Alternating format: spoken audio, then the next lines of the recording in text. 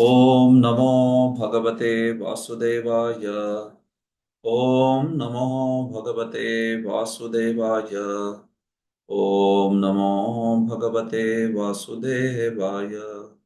नारायणं नमस्कृत्य नरं चैव नरोत्तमं देवीं सरस्वतीं व्यासं ततो जयमुदीरयेत्। नष्टप्रायेष्व भद्रेषु नित्यं भागवत सेवया भगवत्युत्तमश्लोके भक्तिर्भवति नैष्ठिकी। कृष्णाय वासुदेवाय देवकी नन्दनाय च नन्दगोपकुमाराय गोविन्दाय नमो नमः। ॐ अज्ञानतिमिरान्धस्य ज्ञानाञ्जनशलाकया चक्षुरुन्मिलितं येन तस्मै श्रीगुरवे नमः। श्रीचैतन्यमनोभीष्टं स्थापितं येन भूतले स्वयं रूपः कदा मह्यं ददाति स्वपदान्तिकम्।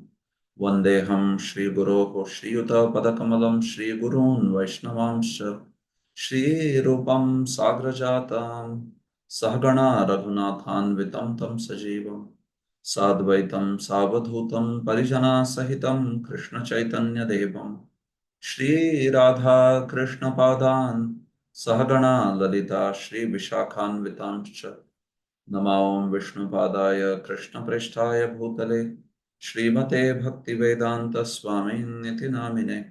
नमस्ते सारस्वते देवे गौरवाणी प्रचारिणे निर्विशेष शून्यवादी पाश्चात्यदेशतारिणे। नमो महावदान्याय कृष्णप्रेमप्रदायते कृष्णाय कृष्णचैतन्य नाम्ने गौरत्विषये नमः। हे कृष्णकरुणा सिन्धो दीनबन्धो जगत्पते गोपेश गोपिकान्त राधाकान्त नमोऽस्तुते। तप्त कांचन गौरांगी राधे वृंदावनेश्वरी वृषभानुसुते देवी प्रणमामि हरिप्रिये। वाञ्छाकल्पतरुभ्यश्च कृपा सिन्धुभ्य एव च पतितानां पावनेभ्यो वैष्णवेभ्यो नमो नमः। जय श्री कृष्ण चैतन्य प्रभु नित्यानंद श्री अद्वैत गदाधर श्रीवासादि गौर भक्त वृंद। हरे कृष्णा कृष्णा कृष्णा हरे हरे हरे राम राम राम हरे हरे। सर्वशास्त्राभिपीयूष सर्ववेदैक सत्फल सर्व सर्वशास्त्राभिपीयूष सर्ववेदैक सत्फल सर्वसिद्धांत रत्नाढ्य सर्वलोकैक दृक्प्रद सर्वभागवत प्राण श्रीमद्भागवत प्रभु कलिध्वंतोदितादित्य श्रीकृष्ण परिवर्तित परमानंद पाठाय प्रेमवर्ष्यक्षराय ते सर्वदा सर्वसेव्याय श्रीकृष्णाय नमोऽस्तु मे। मदेक बंधो मत्संगिन् मद्गुरो मन्महाधन मन्निस्तारक मद्भाग्य मदानंद नमोस्तुते। असाधु साधुता दायिन् अतिनीचोच्चतारक हानमुंच कदाचिन्मां प्रेम्णा रथकंठयोस्फुर। श्रीमद्भागवत महापुराणम की जय। Hare Krishna. So all of you, please, I welcome all of you. Thank you so much for joining. In today's session, we continue our discussions from the 10th canto. In the last session, that was on Friday, we have seen first three verses of the 10th canto's first chapter. So in today's session, we wish to proceed from there. So one of the very important verses, text 4, in this chapter, we will discuss in today's session and then also discuss further verses. So in this chapter, as you all of know, we have discussed last particular canto. I mean, just before this, there was some brief description of Krishna's pastimes by Shukadeva. In the continuation of discussion of Yadu's dynasty, so Srila Shukdev Goswami, he started describing also about Sri Krishna. And in just two verses, he spoke about the entire life of Sri Krishna. He spoke about just a summary of Sri Krishna's pastimes in just two verses. So, Sri Parikshit Maharaj, desiring to hear in detail Sri Krishna's pastimes, so he spoke to Shukadev that Please speak these pastimes vistarat. Please speak them in great detail. You have described the dynasties of sun and moon in detail.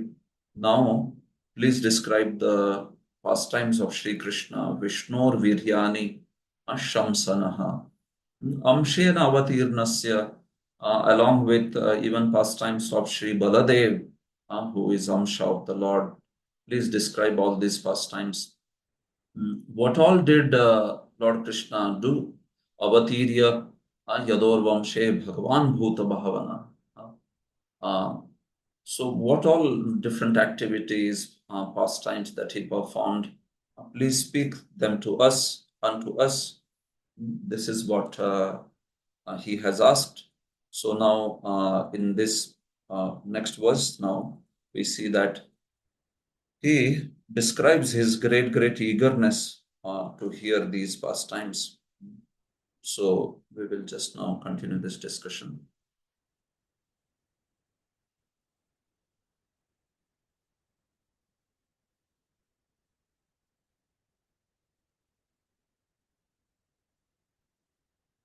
I'm just sharing the screen. Give me a minute.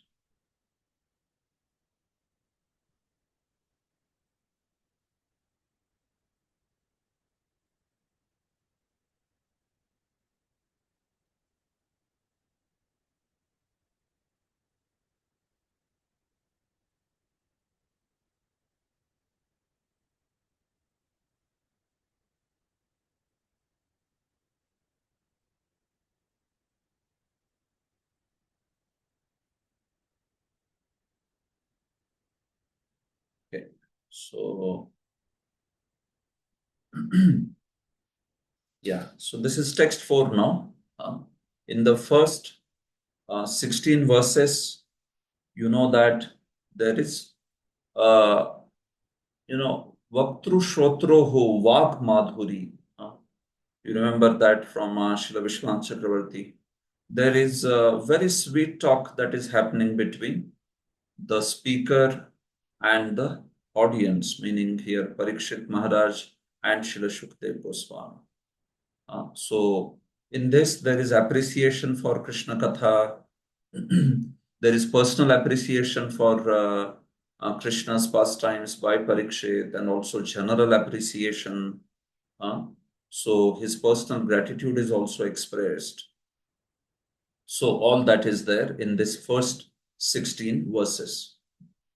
So now in text 4, he glorifies Krishna Katha and the sweetness of Krishna Katha in general. So that is what is the purpose of this text. So we will see this now.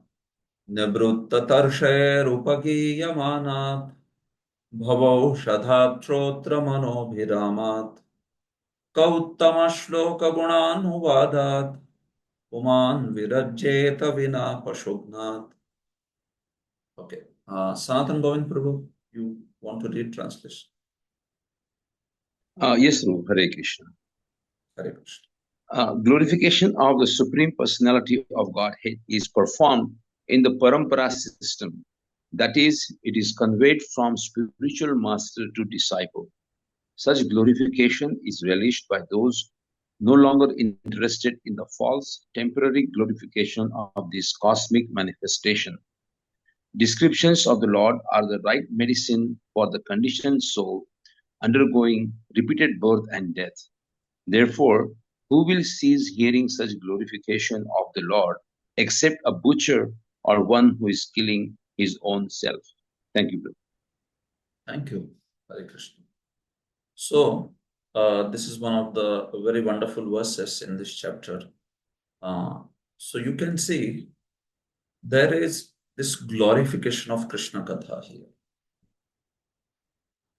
Parikshit Maharaj, he has been hearing Krishna Katha for so many days now, right? And now 10th canto is beginning. Krishna's pastimes in detail, they are beginning to be described now. So now that he wants to hear these pastimes in great detail, he has already heard 9 cantos. So the objection here is that, well, I am ready to describe everything in detail, but are you not tired to hear the details? Don't you feel tired? It's an objection, uh, and objection means that it is being raised by the opposite party, opponent. So here Shukadev Goswami, if he were to say, if he has this thing is in on his mind that okay, I can describe the pastimes in detail, but Parikshit, you have been hearing for so many days now, and especially when you are not even drinking water, you have stopped drinking all water or eating anything is just out of question. He was completely prayopaveshanam. He was sitting there with a resolve to fast until death. So I can describe Krishna Katha in detail. You said Vistarat, right? Do Vistar. So I will do Vistar. But are you not tired to hear these details? Will you not feel satiated? Hmm? Because sometimes we feel, no, like there is satiation that happens. Uh, Sometimes we may like something in the beginning, but then one may get satiated after some time, right? You understand that word satiated? Satisfied and satiated, these two are different words. Satiated shows that one is basically, uh, one does not want it anymore. uh, One has had enough of it. That is satiation. Satisfaction is a more positive emotion, while satiation is where that's it. You now don't want it further. Enough, right? Like suppose we like some sweet, like rasgulla, the rasagulla.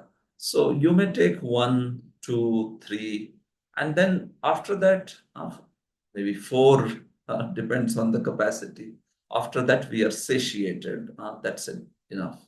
I don't want more. In fact, if it is given more, then it will have opposite effect now. One will get a vomiting sensation, in fact. So what is happening is satiation is happening there. So because Parikshit has heard the katha and he must also be tired, and so will you not feel satiated? I can describe it in full detail, but are you not tired to hear these details? Will you not get satiated with this? And in answer to this objection, Parikshit is talking or speaking this verse. You understand? Akshepasya samadhanam, right? So this is the akshepa. After Parikshit requested, okay, Tani no vada vistarat, please speak those pastimes in great detail. Uh, this akshepa is being raised by Srila Shukdev Goswami, and then this akshepa is being answered by Parikshit in this text. That actually, who will get satiated in this world in hearing Krishna Katha? No one will get satiated. No one can get satiated in hearing Krishna Katha.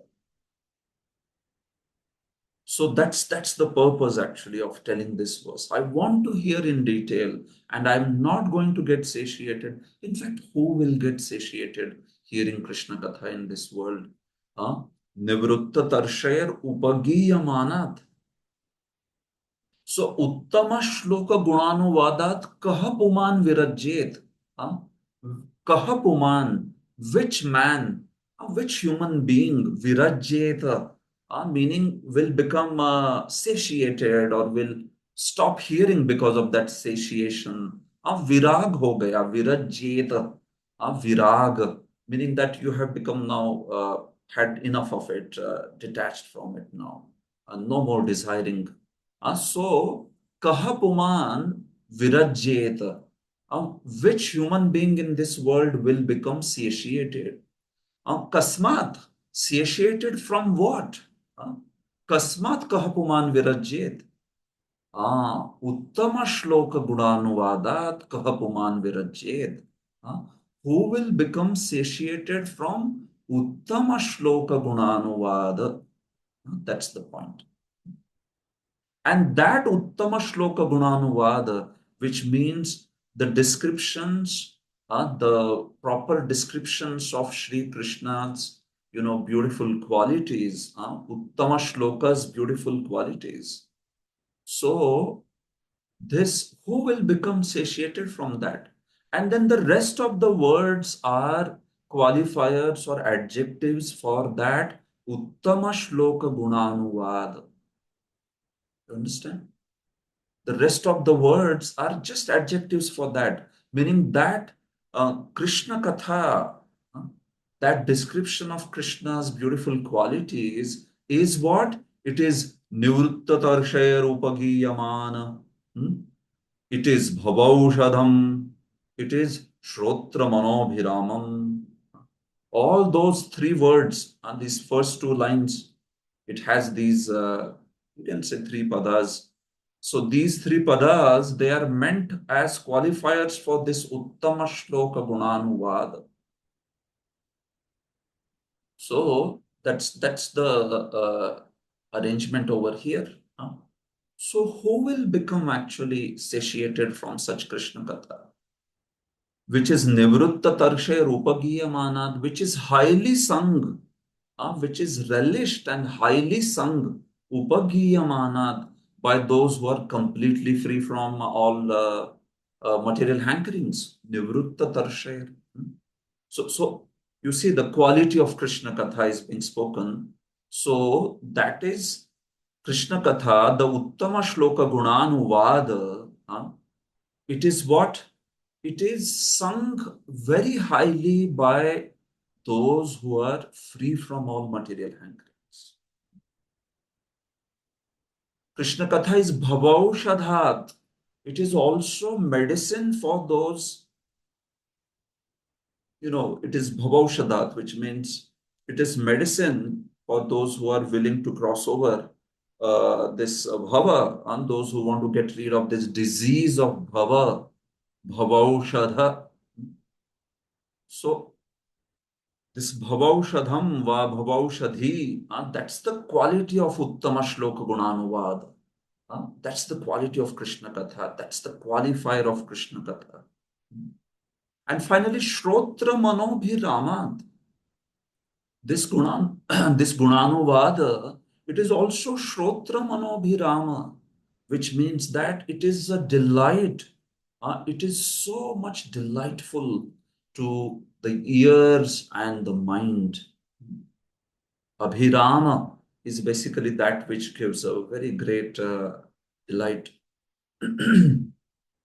So, it is being told here that this Krishna Katha, this Uttama Shloka Gunanuvad, Anuvad, as I told, this basically means the repetition of pastimes, and especially in proper sampradaya, in bona fide sampradaya, authentic Krishna Katha.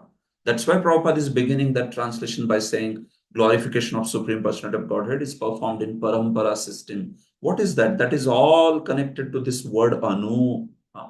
Anuvada. He is just commenting on this anu actually. That it is conveyed from spiritual master to disciple. These two lines is just translation of that anu. Anuvada. You can say anuvada. Like that. So, especially connecting to that anu. So, this glorification, it is highly sung and relished by those who are free from material desires, material hankerings, material thirst, nivrutta tarshair. And it is a bhavaushadha, it is medicine for the disease of samsara, repetition of birth and death. And finally, it is also delight for the mind and the ears.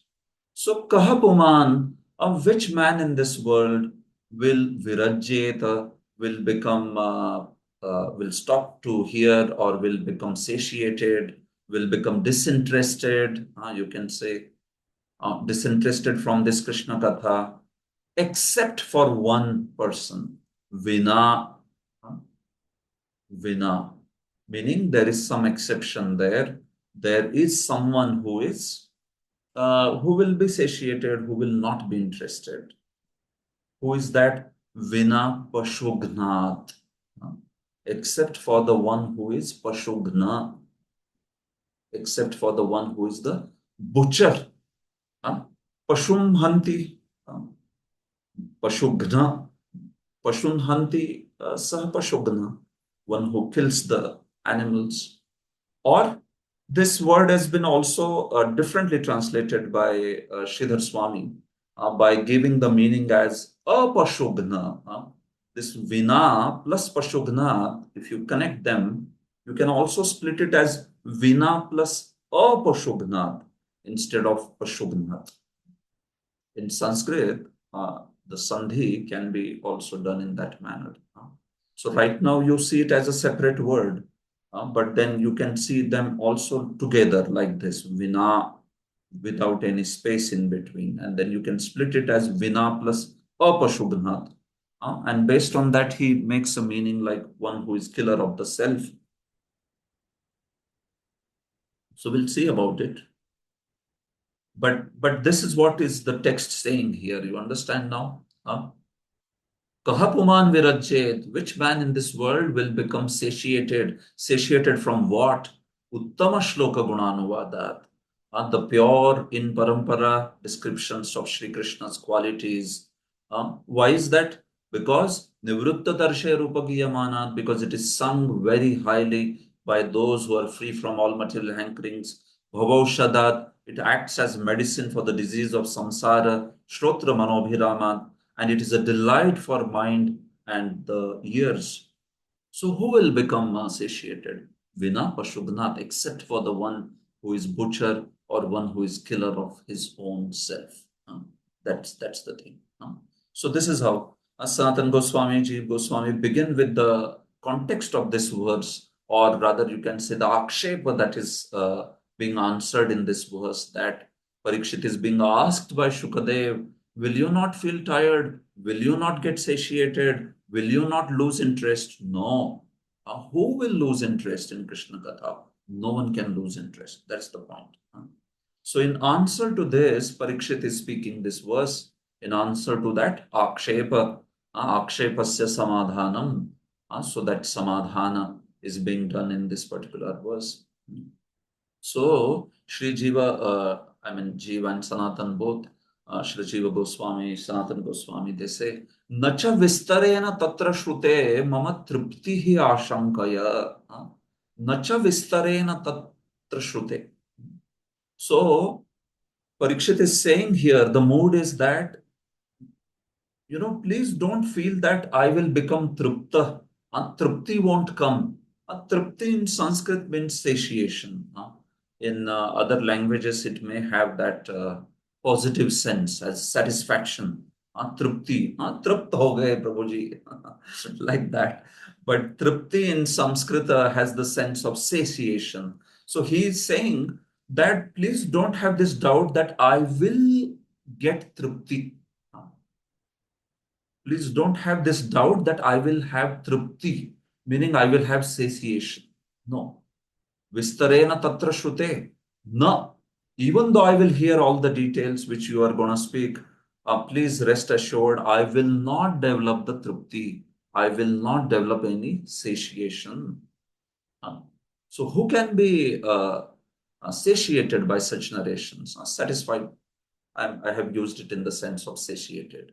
Unlike that, sometimes both the words are used. So that's the point. In fact, Vishwan Chakravarti says, how could we and others like us who have the disease of material life, samsara roga grasta, become indifferent to the great medicine of nectar of Krishna's pastimes? Krishna Lilamrita Mahaushadha, which is being administered by your good self, the eminent jewel of doctors, Vishak Shiromani. So Vishwanath Chakravarti is saying here, Parikshit is feeling that, my Lord Shukdev, Bhagavan, you are like Bhishak Shiromani. Bhishak in Sanskrit means Vaidya. Bhaishajam is medicine. You must have heard these words. Bhishak means doctor. Bhishak Shiromani, you are like crest jewel of all the doctors, O Shukadeva. And we are diseased people. We have this samsara roga grasta. And you are administering the best medicine also. Best medicine by the best doctor. So imagine if best medicine by best doctor is being given to you and you are suffering also terribly from the disease, and then he is giving medicine, and do you sleep off? Uh, do you sleep off? No, this disease will be cured. I will become healthy again. I have to take this medicine. I cannot take it lightly. So that's the mood. So Shukdev, if he's asking, will you not feel disinterested? He's saying disinterested. The patients don't have a choice. The patients don't feel disinterested. They certainly have great eagerness to be healthy. So of course Parikshit is, we know that he's Mahabhagavata. He's talking about us actually. We are those people. We are the diseased ones. But he's speaking in that manner, considering himself like that, out of his humility. So there's very interesting commentary on this verse. I was talking about this in the last session also. It's a very classic commentary here. So you can see now, this verse is talking about three kinds of people. Or Jiva Goswami says four kinds of people. It is just expansion of three. You can say three or four. We will see this. So three kinds of people are being talked by three phrases. First phrase is what? Nivrutta tarshe rupagiyamanat. This is first phrase. Padam. Second padam is bhavaushadhat. And third padam is shrotra manobhiramat. So remember, these three padas, they are talking about three categories here. So what are those? There are three kinds of people in this world, Sridhar Swami says. First one, which is saying Nivrutta Tarshe Rupa Giyamana, they are the muktas, they are the liberated souls. The first phrase is talking about not us, it is talking about who? It is talking about the liberated souls, muktas. Then Bhavaushadhat is the second phrase, and it is talking about those who strive for liberation. See, when I say that phrase is talking about, meaning what? That phrase applies to that category of people. Actually, all those phrases are qualifiers for Uttama Shlok Gunanuvad, certainly. But what I'm saying is they indicate these categories like that. If you go by Sanskrit, then you have to also understand which word is qualifier for what word. So noun here is Uttama Shloka Gunanuvada, and adjectives are all these phrases that I am talking about. But they indicate a certain category of people. That's what my point is. So first padam, Nivrutta Tarshe Rupa Giyamanat, it is indicating a category called as liberated souls. Then the second padam, Bhavaushadhat, is indicating the category of people called as those who strive for liberation, mukshus. And finally, Shotra Manobhiramat or Shrotra Manobhiramat is showing the category of people who are Vishayis, who are materialistic people, material sense enjoyers. These three categories. And Parikshit's point is none of them have a feeling of has a feeling of satiation. Tesham madhe na kasyapi alam pratyayah. Even these categories don't feel satiated in Krishna Katha, he is saying. It is amazing, no? Muktas is understandable, Mumukshus is also understandable. He is telling even the Vishayi people, material sense enjoyers, how can they not feel satiated in Krishna Katha? But let's see what he means to say. So, alam pratyaya, भाई बहुत हो गया अलम. अलम अलम कथया. बहुत ज्यादा कथा हो गई, अभी और नहीं चाहिए. So this sort of feeling does not appear in all these three categories. He is saying that. If it appears at all in someone who is that, that is a butcher. Uh, Such a person may feel like that. Uh, So, these three categories only, Jiva Goswami has expanded them into fourth category, and we will see about this. Liberated souls, muktas, those who strive for liberation, mumukshus, those who strive for bhakti, which is bhakti ichu, and those who are material enjoyers, which is vishayi or bhukti ichu. So, three categories are the same. There is one more category he has added, the devotees and the sadhak bhaktas, the bhakti ichus. Mukta, mumukshu, mukta is clear, liberated soul. Mumukshu is clear, those who are desirers of liberation. But what about those who are desirers of bhakti? And they want bhakti, they don't want mukti. So that should be a separate category, right? So that's why Jeev Goswami has added one more category in Sridhar Swami's analysis. Bhakti Ichu. Ichu, you understand? Ichu is one who is desirer. Uh, And finally, Vishayi or Bhukti Ichu. Bhakti and Bhukti are two different words. You understand? Bhukti means sense enjoyment. Bhakti means devotional service. So, material enjoyers, that's the fourth category. And now let us see each category. How do they take Krishna Katha? Now, each one of these categories, we want to see what is their outlook towards Krishna Katha. That's the point. So let's talk about muktas first, the liberated souls. In fact, he says there are four kinds of liberated souls. Together all together. What is that? Shuddha Bhakta, pure devotees, and second is Jnanis. And these are further divided into two, which is this Jivan Mukta will be third, and Prapta Salokyadi will be fourth. So, what does this mean? See, pure devotees, those who are pure devotees, they are obviously liberated souls. Jnanis, there are also jnanis who are, devotees. We are not talking about jnanis who are, who don't have any, you can say that, who are not interested in Krishna per se. They are only interested in Brahman. Not like that, but the jnanis. So this jnanis is more like Jnana Mishra Bhaktas, you can say. These are like devotees only. So these are further divided into Jivan Muktas, those who are liberated within this body, meaning they have not yet crossed over samsara. They are still there in this world, but they are liberated. They have got freed from all the attachment. They are known as Jivan Muktas.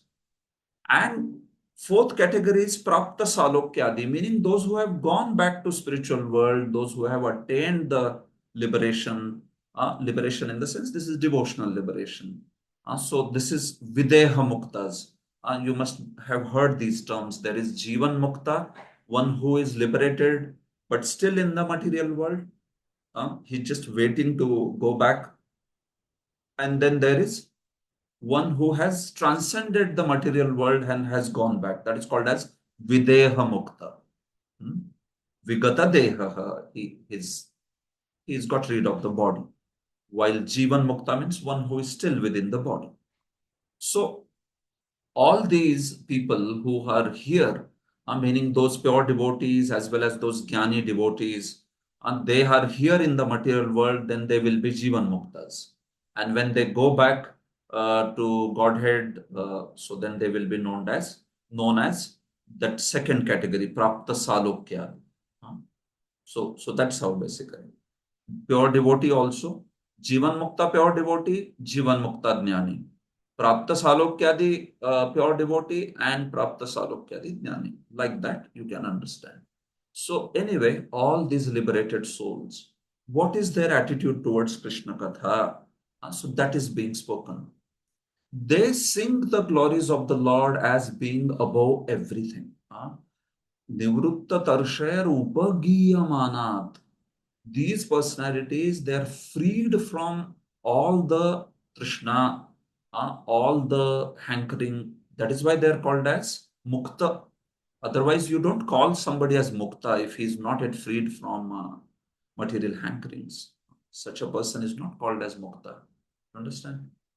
So the point is, these devotees, what happens is they sing the glories of the Lord. Upagiya. Upa means adhikyena. They are like greatly singing these glories.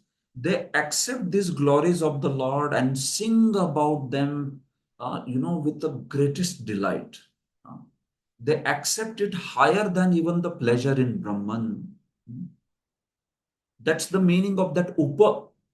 Adhikam sarvoparitanattvena va. Upa means they're constantly singing and they are singing it as the highest thing in this world. They don't accept anything else as higher than that Krishna Katha. That's why they're constantly singing those glories. These devotees, their heart is so much flooded with devotion that they are constantly singing the glories of the Lord. By singing, I mean speaking also. I mean singing Nama, Rupa, Guna, Leela, everything. So that's the characteristics of these devotees. You can see the continuous bliss of Lord's pastimes, it manifests as greater than bliss of Brahman. And that's why they are constantly singing. It is thus shown that only singing is the main aspect for them because it occurs spontaneously. See, it's a very, very important point that is being made. Ganasyaiva pradhanyam darshitam. If you see liberated souls, what will be prominent among them is the singing of the glories. They are, see, they are like a receptacle, a reservoir, or a pot, you can say, a pot which is filled with, uh, you know, nectar. So what happens when you start pouring something in a pot and you're just continuously pouring? Then what happens after some time? It just starts spilling outside and spreading everywhere. See, that's the case with the muktas. Their heart is so much flooded with that joy of bhakti that it springs out in the form of speaking Krishna Katha. Ganam, ganasya eva pradhanyam. So, as far as the pure devotees are concerned, they are very, very enthusiastic to glorify Krishna. They are very, very enthusiastic to sing the glories of Krishna. Upagiyamana, like that. This is their characteristic. Meaning, somebody will be contrasted now. Uh, Amongst the liberated souls, if the singing or speaking is very prominent, meaning hearing is prominent in somebody else's life. That's the point. It is being spoken in this manner. Gana seva pradhanyam. Gana, you understand, is singing or speaking. Uh, so, when it comes to liberated souls, what is prominent is their speaking Krishna Katha. Hmm? When it comes to the conditioned souls, what is prominent is hearing Krishna Katha. This is the difference now. We will see this. A mukta is very eager to speak because it is quite natural in his heart. It's just flooded with desire to glorify Krishna. It's a very spontaneous appearance in his heart of Krishna Katha's glory. And that's why he wants to constantly sing. So you can see the real qualification to speak Krishna Katha is actually you have to be Nivrutta Tarshay. If you want to speak Krishna Katha, I mean, I'm talking about the real qualification. The actual qualification is a mukta can speak actually. That is it. He is the one who is qualified to speak. Then what are we doing, right? If liberated soul is one who is speaking Krishna Katha, I should stop immediately here. Right? But the point is what? Uh, the point is we will understand what it means. This is the real qualification. So when I speak Krishna Katha, I should know that, well, I may be speaking Krishna Katha, but I am not qualified to speak Krishna Katha.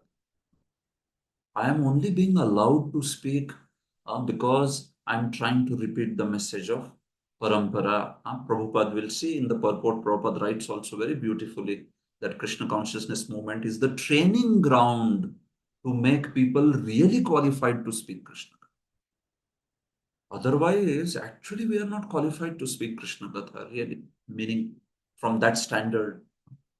But the point is that it is Acharya's mercy.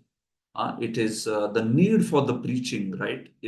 If only liberated associates or liberated souls should speak, then there will be a lot of dearth of preaching.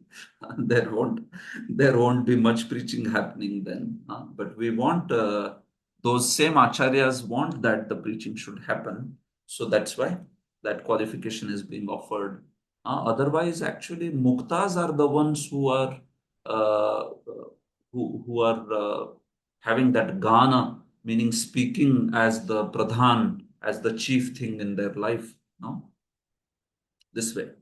So, this is the point, talking about the muktas. So, what happens then of the next category?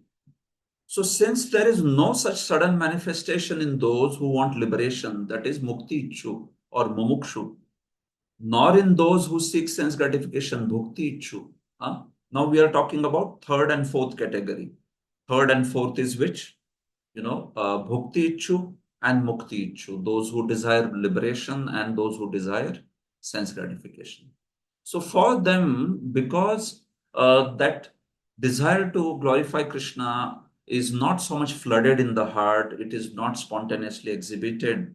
uh, they can only hear the narrations of his qualities, and that enters the heart through ears. Therefore, it is shown that only hearing is the main aspect for these two categories. Shravanasya eva pradhanyam. So, when it comes to mumukshus, those who are desirers of mukti, they may also hear Krishna Katha, but you will not find them so much interested to glorify Krishna Katha. You will not find them actually so much interested to glorify.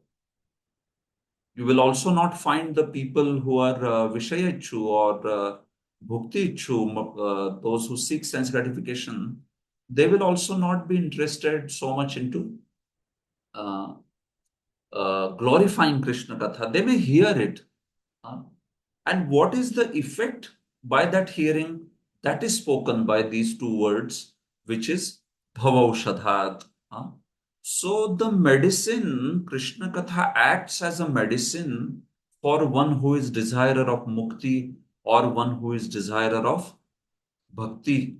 Uh, it will not so much act on someone who is only hearing it for the sense enjoyment. See, it will have some effect. We are not saying Krishna Katha will not have effect. It will have. But the point is, the effect that is Bhavaushadha, acting as medicine for the samsara, medicine of repeated birth and death, that is especially prominently visible for these two categories, which is uh, Mukti Ichu and Bhakti Ichu, those who are desirers of Bhakti and Mukti. The last ones, those who hear Krishna Katha only for sense enjoyment, only because Shrotra Manobhiramad, uh, only because it gives delight to their ears and the mind, these people still they may enjoy Krishna Katha, but the effect is not like the others. Effect is not like Mumukshus, where the Krishna Katha also acts like a medicine, uh, or Bhakti Ichu, where also Krishna Katha acts like a medicine. So for these two categories, it works.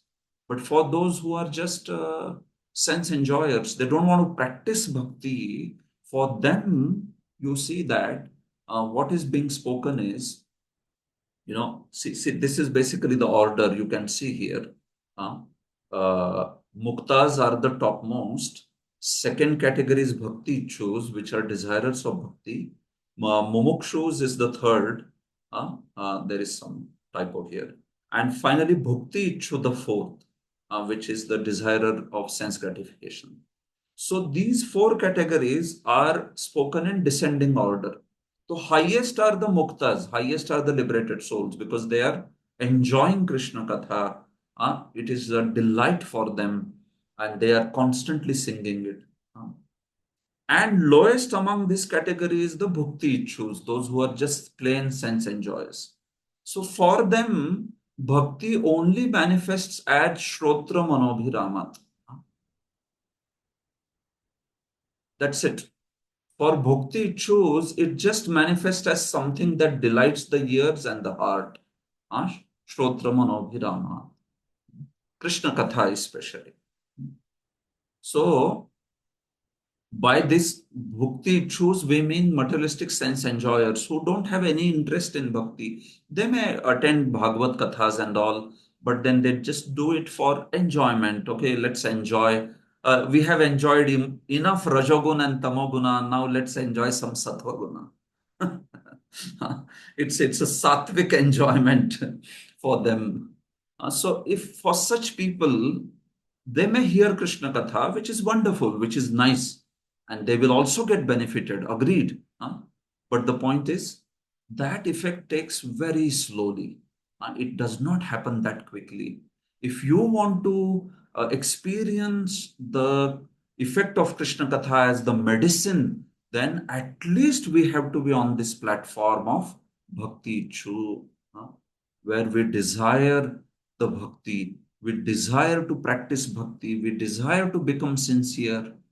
Or it will act even for mumukshus, those who desire mukti, because even they want to give up sense enjoyment, right? They want to give up sense enjoyment and they want to go transcend the material world. So that's why they are also considered glorious. They are certainly much better than those who are sense enjoyers.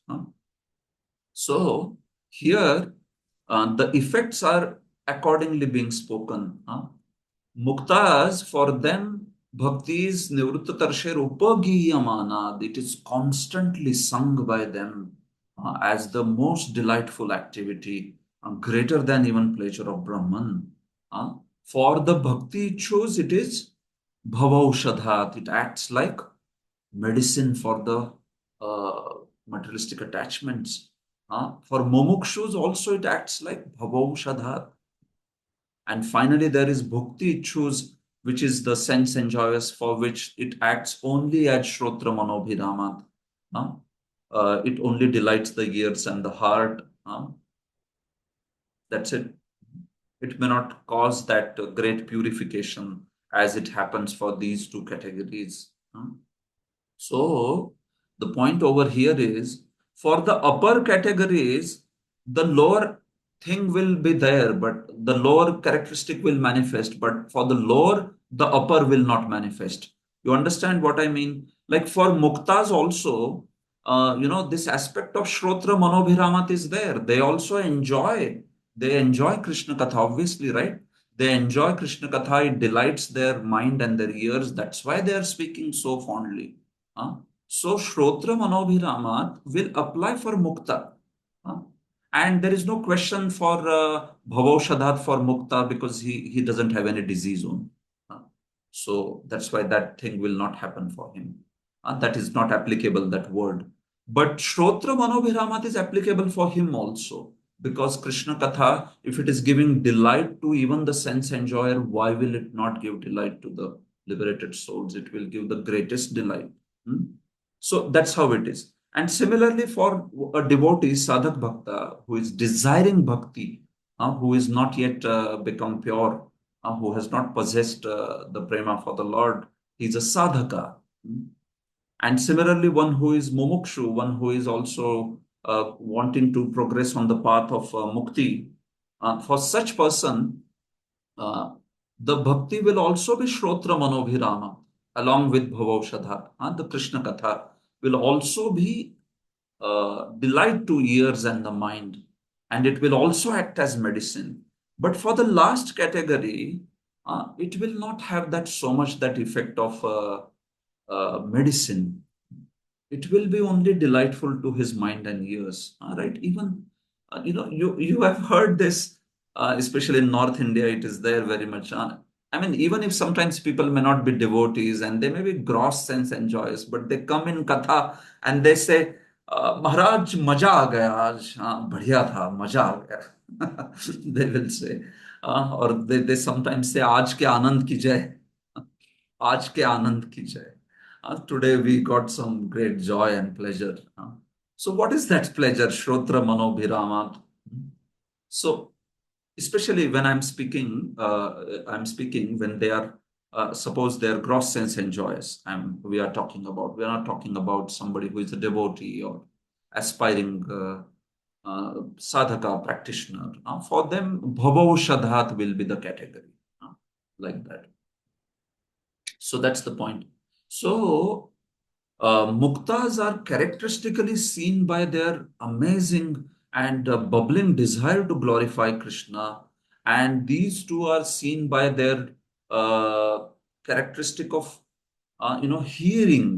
They are more into hearing basically.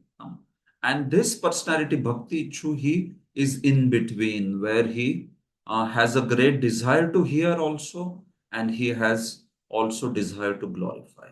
Um, so he's not a mukta. Bhakti Ichu is certainly not a mukta. So he may not have such eagerness like a liberated soul to glorify Krishna. But he is also not like mumukshu or sense enjoyer. So that's why he has some desire to glorify Krishna also, certainly. But in his life also, this Shravanam is very, very important. Shravanasya pradhanyam. We see that this aspect of Shravanam is very important in our life, especially when we are trying to progress. And that Shravanam is as much as possible done from the mouth of the exalted advanced devotee, possible a pure devotee, Nivritta Tarshayar. And to the degree we hear from exalted devotees, to that degree the impact will happen in our life. If we don't hear from sincere devotees or especially professional reciters, Prabhupada was very against hearing from professional reciters. So then the effect will not be there actually. Sometimes we see that they may be very popular speakers, but the professional reciters, they are not able to transform people's life. Why is that? Because that's the standard Nivritta Tarsher Upagiyamana. So if you are not at least aspiring for that, to become free from material hankerings and develop love for Krishna, then that Krishna Katha will not be very potent. That's the point. So, as one who is Bhakti Chu, that is all of us, uh, we want to hear quality Krishna Katha, and we also want to speak quality Krishna Katha. That's the in between category of these four categories. So that's why the descending order: Muktas, Bhakti Ichus, Mumukshus, and Bhakti Ichus. These four. And we also saw the effects that Krishna Katha takes for each one of them. This person, Bhakti Ichu, he only delights in Krishna Katha, right? See, this delight is not a very genuine delight, I mean to say. It is more like, okay, Are wah, maza aa gaya. Krishna also does such wonderful pastimes, right? Sometimes people want to hear Krishna's Ras Leela. But what is their conception of Krishna's Ras Leela? They may just see it as some, uh, you know, conjugal pleasure, that's it. Vivid conjugal pleasure, that's it. Uh, so that's how they may see these pastimes, or sometimes they may see Krishna's pastimes as manifestation of great strength or whatever, n number of things, great politics, great strength, great beauty, all that. So in that case, it may delight mind and senses, mind and ears, which is good, which is nice. It is better than not hearing any Krishna Katha. So we are in no way condemning the Krishna Katha by materialistic people, but we are understanding Siddhanta. How does it work? Huh? Siddhanta, you should also understand that how Krishna Katha has different effect on different people. Huh? So if somebody is not ready to practice bhakti process and one hears Krishna Katha, which is good, which is wonderful. But then you have to also put the process in practice, right? That's when you move from bhukti chu to bhakti chu. That's when you move from this fourth category to second category with that practice. And that's when the Krishna Katha will start acting as Bhavaushadhat, like that, in this way. And anyway, Momokshu, we don't have anyway interest in that because that is a different category altogether, those who desire mukti. So this is how this particular verse is speaking about three categories and what is prominent in their life. How do they see Krishna Katha? How do they relish? What is the effect of Krishna Katha in their life? Has been spoken in these two lines, first two lines, like that. Now we proceed with the next two lines of the verse. Okay, first of all. So then, which category does Parikshit think of himself? Huh? What do you think? What is Parikshit thinking of himself? Ravindra Sachiputra Prabhu, what do you think? Parikshit thinks of himself as Mukta or Mumukshu or Parikshit Maharaj will always think with humility as himself as the lowest category. lowest category. Very true. So that's right. He thinks of himself as Bhukti Ichu. And he says that's why even Bhukti Ichu, even the materialistic person, because he can enjoy the vivid details of Krishna, even he can enjoy all those various characteristics of Krishna's pastimes. So, why do you say that, or why do you feel that I will develop some viraga, I will develop some satiation? No, I will not. I will want to hear in detail. Although I am not a mukta and I am not also a very good bhakti ichu, but I will not feel any satiation because even the Vishayis, even the bhakti ichus don't feel any satiation, like that. So that's the point. All right. Uttama Shloka Gunanuvada, that word has been translated by Srila Vishwanath Chakravarti as Guroho Mukhad Akarnya Paschat Anukirtanat. Hearing from the mouth of Guru, and after that, Anukirtanam. After that, repeating that particular message constantly and also as it is, Anukirtanat. So you see, Prabhupada focuses a lot on that point of Gunanuvadat. Guroho mukha takarnya, hearing from the Guru's mouth. After that, you repeat it as it is, like that. So, of course, that Guru has to be a bona fide Guru, right? Otherwise, so much goes in the name of Guru and Sadguru and bona fide Guru and what all. But the point is that we have to know that who is bona fide Guru. One who follows Shastra is the bona fide Guru. What is that? Shrotriyam Brahmanishtham.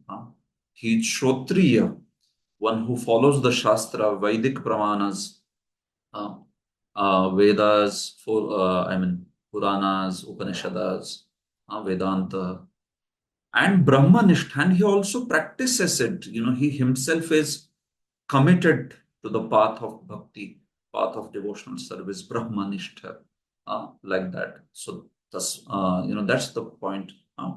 Mundakopanishad says that what is that? Tad Vijnanatham Sagurumeva Bhikached Samit Panihi Shrotriyam Brahmanishtam. Samit Panihi, holding the firewood in his hand, the student, the pupil should go to the Guru. So Samit Panihi is characteristic of that disciple, student. He should go to Guru with some service. Bhagavad Gita also says, right? Tadvidhi pranipatena pariprashnena sevaya upadekshanti te jnanam jnanenastapadash. Sevaya. So that Samit Panihi also, Mundakopanishad is showing the characteristic of a Shishya or student. And what is Guru? Shrotriyam Brahmanishtam. He is Shrotriya, he is well versed in the knowledge of the Vedas. His ideas are not coming from his own fertile brain, they are coming from Shastra. And he is Brahmanishta. He is also utterly committed to that path by practicing it himself very, very nicely. So that's the point. So from such guru, one hears and then repeats that message without adulterating. That is called as Uttama Shloka Gunanuvada. That is the glorification of Krishna. One who is glorified by the choice poetry, Uttama Shloka. So that's the point. In fact, Kaha Puman Virajyet. This is quite an interesting way of speaking. Kaha Puman Virajyeta, meaning if you are a man, then you will not feel disgust from Krishna Katha. But if you are not a man, then you will feel disgust from Krishna Katha. So, what is that sense of man? We are not talking about men and women here. A woman or a man, both are qualified for Krishna Katha. Both can be ecstatic devotees of the Lord. So, what is the sense of that Kaha Puman? Which man in this world will become satiated? Meaning, if you are, powerful, like typically how men are, uh, and you are independently thoughtful person, a swatantra, and you are potent, you also have samartha, samarthya. So if you are potent and if you are independent, that is considered to be like manhood. I'm talking in terms of basically understanding it like it's a sign of power, that one is independent and one is also very potent. He's powerful, he has that energy. So in that case, even a woman may be like that, and then she will also be considered like very powerful person. So Kahapuman Virajit, in that the sense is this, that if only you are a dependent person and you don't have any potency, you are a weak person, then you may not be interested in Krishna Katha. But if you are really powerful like a man, then how can you become indifferent towards Krishna Katha? How can you lose taste for Krishna Katha? So, Sanatana Goswami is saying in this sense here that he is saying that those who don't have taste in Krishna Katha, they are actually like people who are smashed by Maya, and they have lost their potency.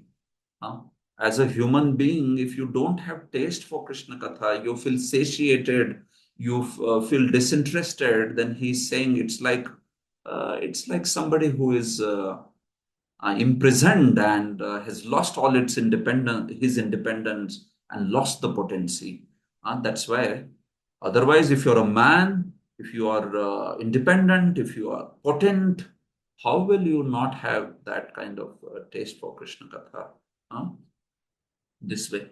And of course, this Puman includes all the human beings, all the jivas, especially all the human beings, Manusha Deha, whether a man or woman or whatever, like that. So this is the point. So we have seen these first three lines. निवृत्ततर्षे रूपगीयमानात् भवौषधात् श्रोत्र मनोभिरामात् कह उत्तम श्लोक गुणानुवादात्. Puman also we have seen. And then the last word, Puman Virajyet Vina Pashugnath. And this Pashugnath also has four meanings actually. So except for the Pashugna, except for the one who is butcher, who in this world will not have taste for Krishna Katha? So who is this Pashugna? So Vishwanath Chakravarti says first meaning of Pashugna. I mean, I have just compiled these meanings. Vishwanath Chakravarti talks two meanings here. Swarga Sukhabhilashi Karmi. One who is a person who is very madly hankering for sense enjoyment of the other world, this world and other world. Karmi, basically, it's a karmi. That category is karmi. Karmi is the one who is just madly desirous of sense enjoyment. So for such person, only interest is sense gratification, and so they cannot understand Krishna consciousness. They may not have taste for Krishna Katha, even if they are offered Krishna Katha, because they are so mad for sense enjoyment, then such people we will see that they don't wish to continue with Krishna Katha. And this is typically those category of karmis, right? Bhaktisiddhanta would also talk about pious materialists, those who are karmis, who are just caught up into Iha paratracha, sense enjoyment in this world and the next world. That's it. And Krishna also speaks about this category in the second canto, where he talks about Yamimam pushpitam vacham pravadanti avvipaschitaha Vedavadarata partha nanyadasti iti vadina. And these Vedavadaratas, so these guys, they are, even though they may get to hear Krishna Katha, they may feel satiated. So that's one category. Second meaning is that person who is killer of the self, because he is not interested in real interest of the self. Somebody is just not interested only in real interest of the self. Killer of the self, because person is practically like an animal, does not have any interest only. Pashugna here can also mean somebody like that, killer of the soul. See, soul cannot be killed, but the meaning is that the propensity of the soul can be killed. The propensity of service to Krishna. If one is misutilizing his free will, then such a person is called Atmaha, killer of the soul. Because otherwise, nainam chindanti shastrani, nainam dahati pavaka. We know that. So, Sridhar Swami has translated that word Pashugna as apashugna. Apashugna literally means Gna, the killer of Apashuk. Apashuk means that entity from whom all the shok has gone away, all the lamentation has gone away. Apagata Shucha Yasmat Saha Apashuk. So that is soul actually, because soul is said to be free from all the lamentation. So killer of the soul, like that the meaning comes. So killer of the soul is somebody who is just a super ignorant soul who does not have any understanding of any Krishna consciousness or anything, just living like an animal. So Veera Raghav Acharya also in his commentary, he speaks Pashugna, as he says, basically one who Pashuvat Gachati, one who just goes around like an animal. Pashuvat Gachati. So such a person, he may not be interested in Krishna Katha. So that's the second meaning. The third meaning of Pashugna is Vyadha, which is the butcher, the same meaning that Prabhupada has also written in his purport. So Vyadha, that's the third meaning. And why Vyadha? Because Vyadha or butcher is considered to be someone who is devoid of any emotions. So, I mean, there may be some people who have that occupation and they are doing that occupation as, as the family sustenance or something. But then, yeah, point is that is something which is uh, condemnable very much. A butcher is very much condemned in scriptures also. So acharyas have quoted here that story of sage meeting four kinds of people. You must be knowing that story, right? A sage once met with four kinds of people. Prabhupada would tell that story. He met a person who was Rajaputra, prince. So sage gave four different benedictions to four people. To Rajaputra, he said, Rajaputra Chiranjiva, may you live long. And then Rishiputra was there. So he said, Rishiputra, Ma Jiva, you don't live. Then the third person was Sadhu, or a devotee. So he said to him, Jiva va maro va sadhu. And the fourth person was uh, a Vyadha, a butcher. So he said that Ma Jiva Ma Mara. So to the prince, he said that Chiranjiva, because Prince was only engaged in sense enjoyment, and that's how he was going to just a hellish destination because of unbridled sense enjoyment. So that's why the sage said, "Well, you please live long because once you die, then you have terrible suffering awaiting. Terrible suffering." When he spoke to Rishiputra, then he said that Rishiputra Majiva, because the son of the sage was doing so much of austerity as a brahmachari, and he had that's why a very brilliant future ahead. In his next life, this person would be born as a very exalted as an exalted sadhu. So that's why he said to him that you, ma jiva, don't live. And then third person was the person who was a devotee, where he spoke Jivava Marova. For a devotee, whether he lives or dies doesn't matter. When he is living, he is serving Krishna. When he dies, he will continue to serve Krishna. And then finally, the Vyadha or the butcher is there, where Ma Jiva Ma Mara. You please don't live because life is so abominable in your case. You are cutting the throats of animals day in, day out. And you don't die also because after death you have such horrible reactions that are awaited in the hellish planets. So you don't live or you don't die also. Ma jiva ma mara. So that butcher is considered like that a very despicable kind of life. As per Bhagavatam. So, literally, by calling Vyadha, Parikshit Maharaj is throwing an invective here. It's an invective. It's a gali pradane tatparyam. See, Vyadha eva iti gali pradane tatparyam. Gali is also in Sanskrit. Some of you must be knowing it's in Hindi also, the word gali. So gali pradane tatparyam, by saying vyadha, literally it is like using a bad word, invective, in that sense. So that's the point. For a butcher, even the sense of sense pleasure is not there. His life is so disgusting. While living, he creates misery for himself and others, and after death, he will suffer even more. Such a person's sense of emotions is dead. He can't see the beauty of animals like deer. So, where is the question of relishing the fine panorama of emotions in Lord's pastimes?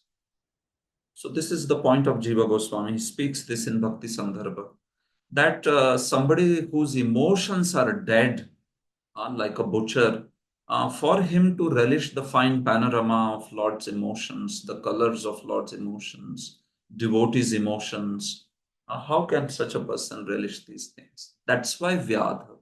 That's why this person, such a person is said to be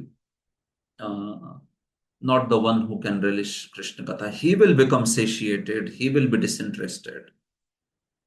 And finally, the fourth meaning of Pashugna is also a demoniac person whose only goal in life is to inflict suffering upon others and criticize others. So this is like an outright demon. So if somebody is an outright demon, naturally, they will not be interested in Krishna Katha. If somebody is a butcher, uh, dead in emotions, such a person will not be interested in Krishna Katha.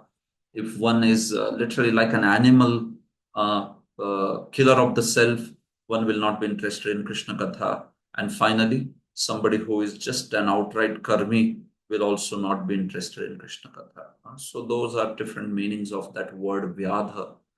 Parikshit Maharaj is saying, I am neither of them. I am neither of these four categories. And I am neither a mukta also or bhakti ichu. I am actually Vishayi. But even a Vishayi would not become disinterested in Krishna Katha. See, this Vishayi is different, and somebody like this particular Vishayi who is just madly into desire for attaining enjoyment, so that there is absolutely no interest in Krishna Katha is different. When the four categories are made, there at least some interest in Krishna Katha is there, even though for the sake of having fun, some interest is there. But when it comes to this karmi, which Vishwanath Chakravarti is giving the meaning to word vyadha or pashugna, so then this one is one who is just absolutely disinterested because he is only interested in sense enjoyment. So that's the point over here. Okay, so that completes the expansion of this verse. I was thinking only, I think today I will be able to only cover this verse. I'm just going to Prabhupada's purport now and addressing some very important points, and then we'll pause for today.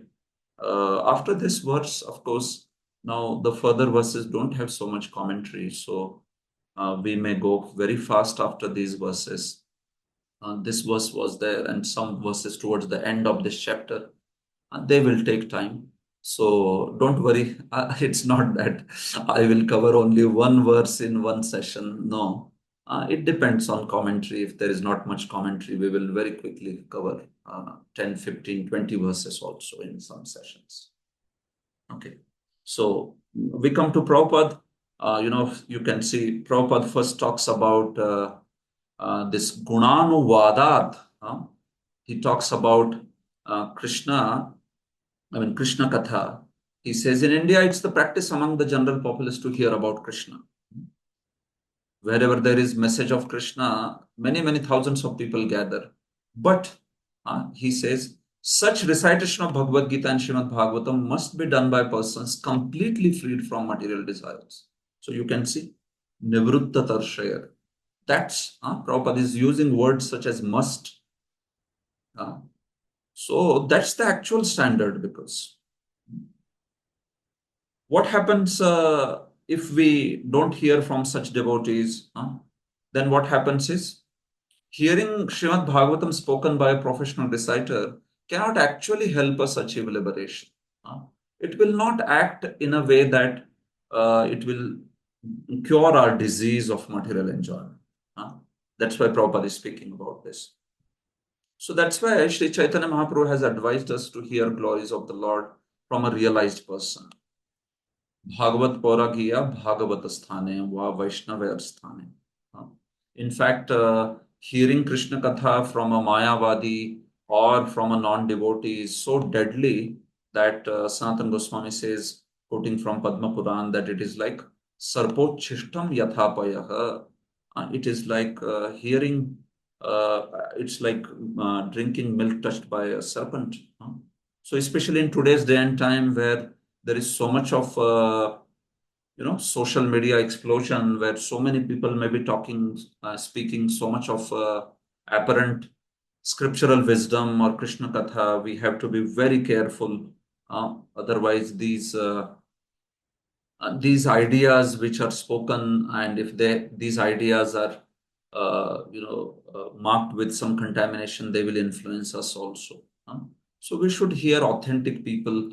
We should hear from authentic sampradaya and authentic institution speaking properly in parampara.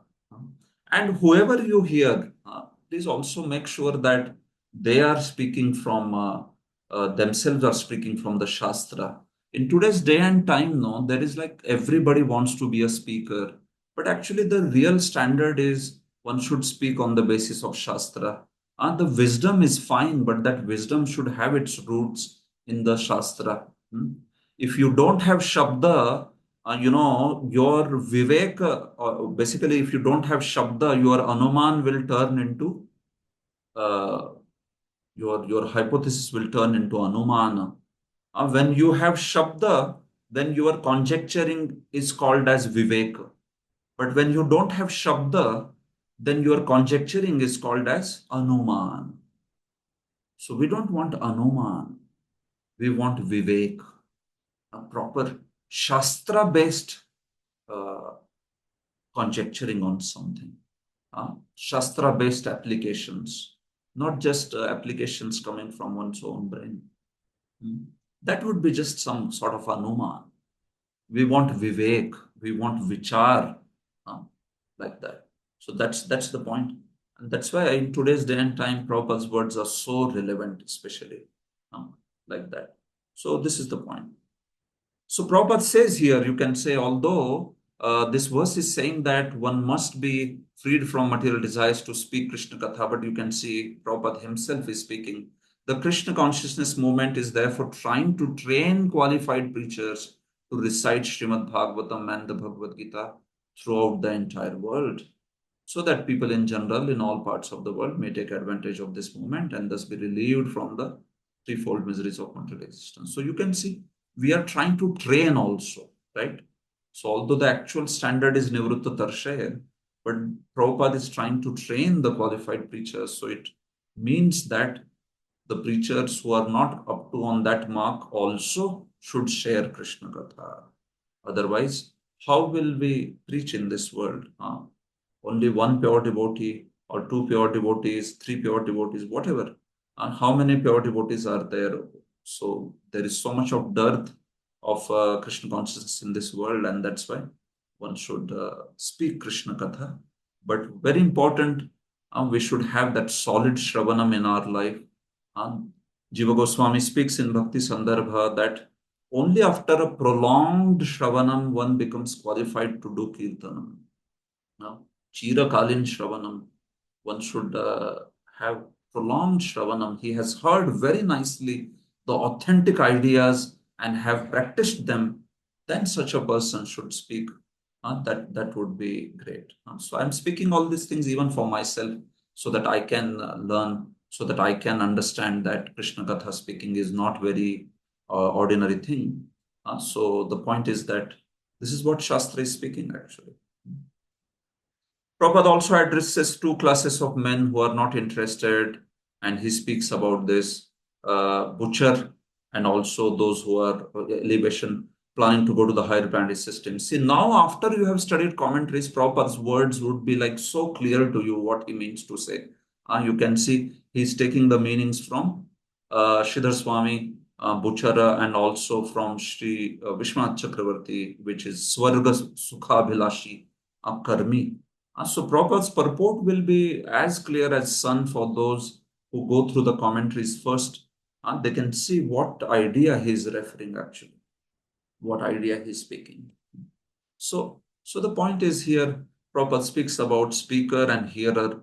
For both of them, this Krishna Katha is very important. One is on the actual platform of Nivrutta Tarshayar. Another one is striving so that he can get diseased, he can get clear from the disease of material world. So that's why both of them should be aspiring. I mean, both of them are no longer interested in material topics. This is the point. Okay. So finally, Prabhupada speaks also about Dhruva Maharaj, how by Krishna Katha or how by bhakti process he got purified. So this is what Krishna Katha does.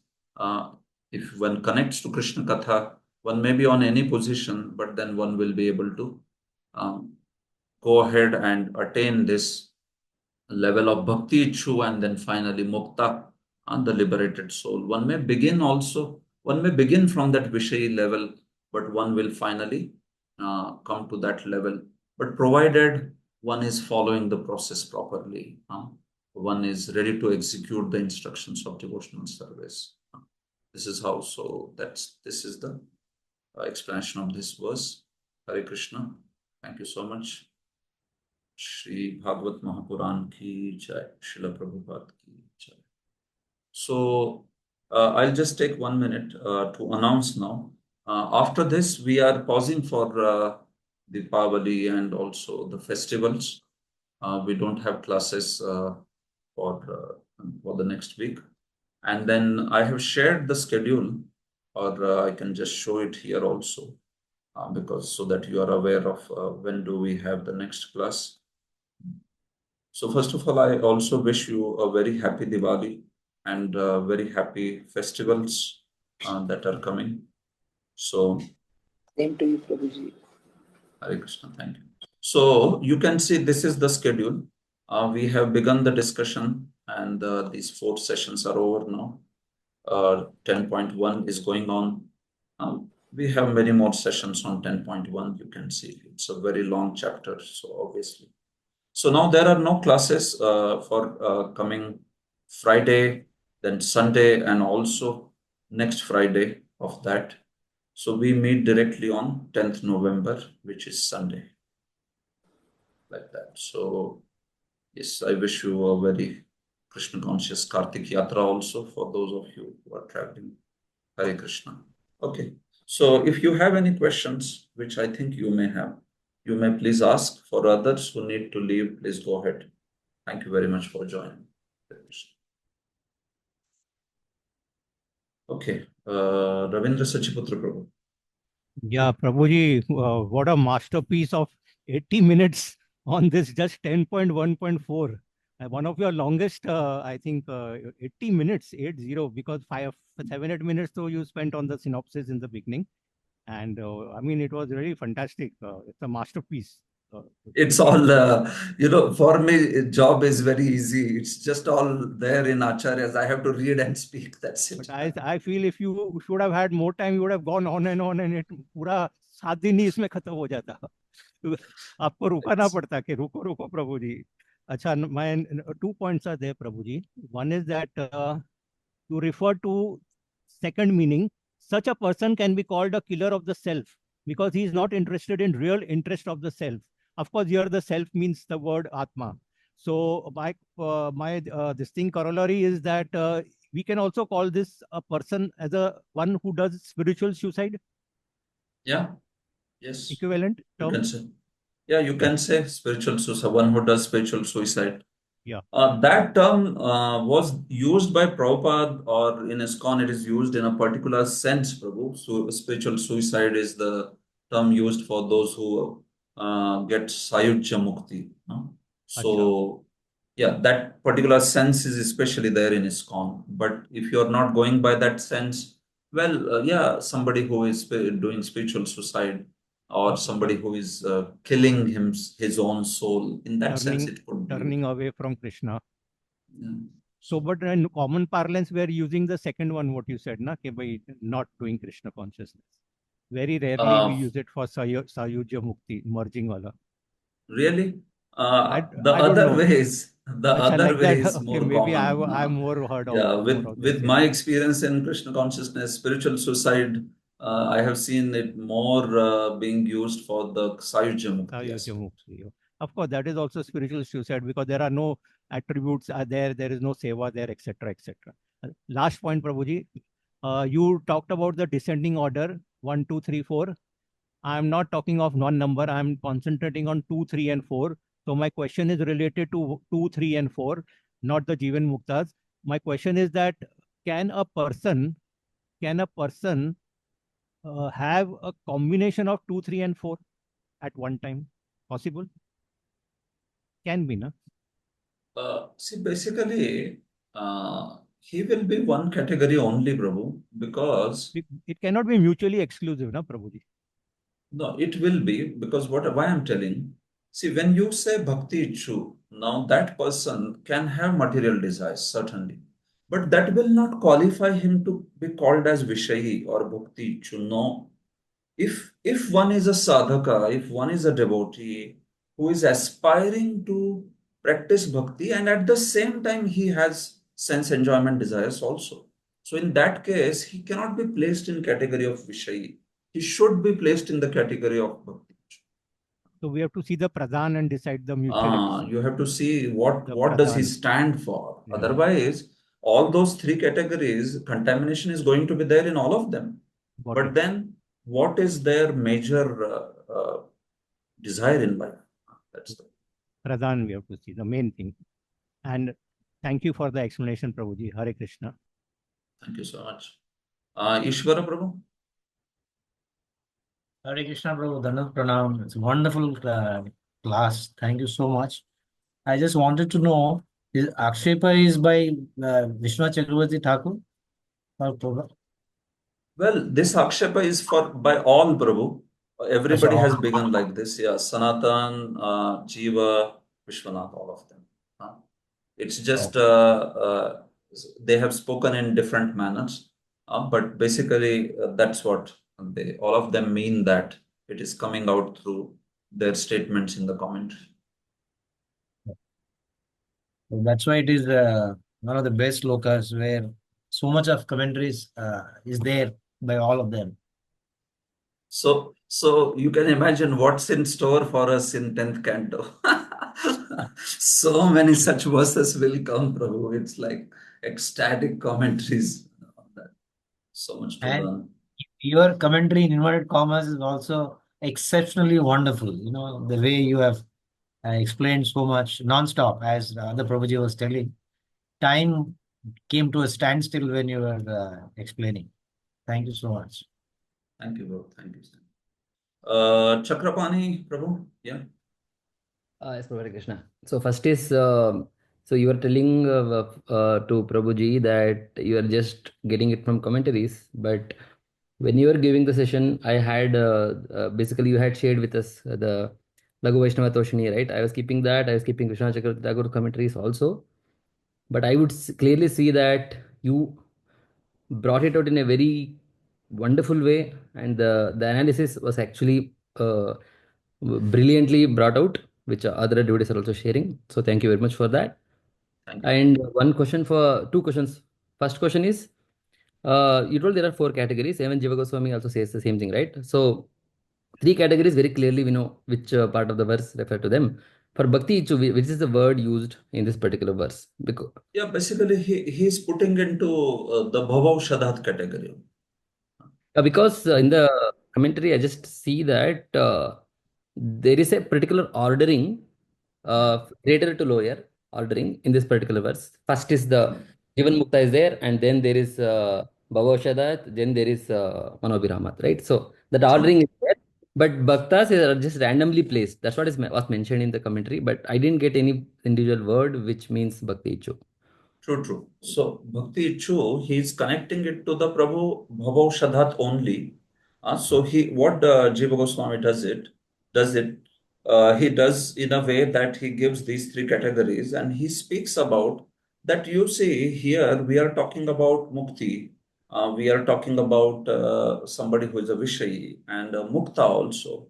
What about somebody who is desirer of Bhakti? So for these people also that Bhavaushadha aspect will act. So Bhavaushadha, because Muktas is clearly those who are Jivan Mukta either or those who are Videha Muktas. What happens to those who are not desirers of Mukti, but at the same time they are not Muktas?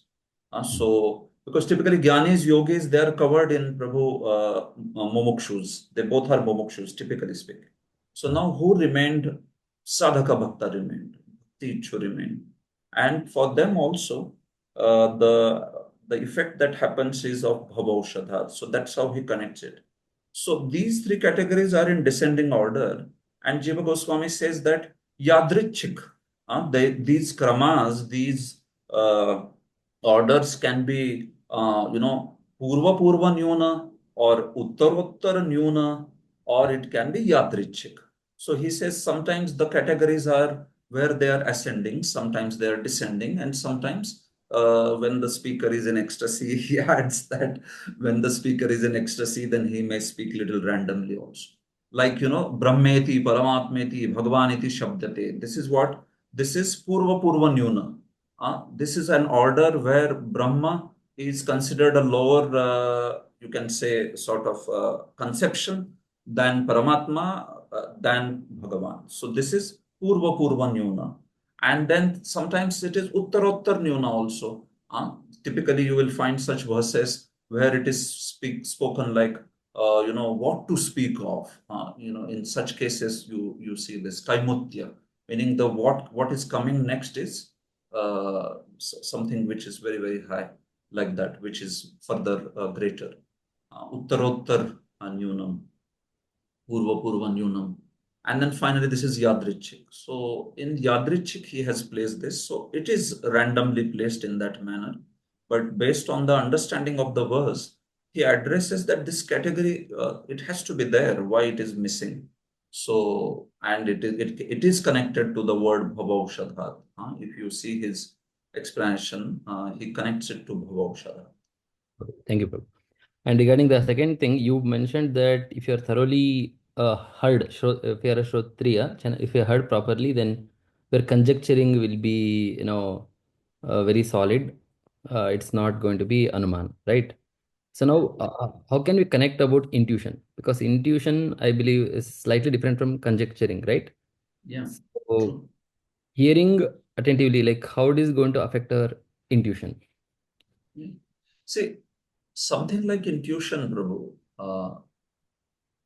See now, when you talk about Vaidhi Bhakti, when you talk about Sadhana Bhakti also in general, a lot of stress is given, Prabhu, first and foremost on, Adyopanta, end-to-end Shravanam of Shastra. A lot of stress is given on that. Like, that's how even Vaidhi Bhakti is defined, right? Shasane naiva shastrasya. Yatra rag anavaptatvat pravrutti rupajayate. Shasane naiva shastrasya sa Vaidhi Bhakti ruchyate. It's a defining characteristic of Vaidhi Bhakti. And rag anavaptatvat, there is no rag. It has not been achieved. Anavaptatvat. Pravrutti rupajayate. But there is a great pravrutti, there is a great desire to serve, desire to practice. So what is the impetus then? Shasanena eva shastrasya. That's the impetus. Shastrasya shasanam eva. Uh, you know, that's basically the source of inspiration, or that's basically the impetus. Sa Vaidhi Bhakti Ruchyate. So we talk about these aspects like intuition or all such aspects only when we see that this aspect has been done very, very well.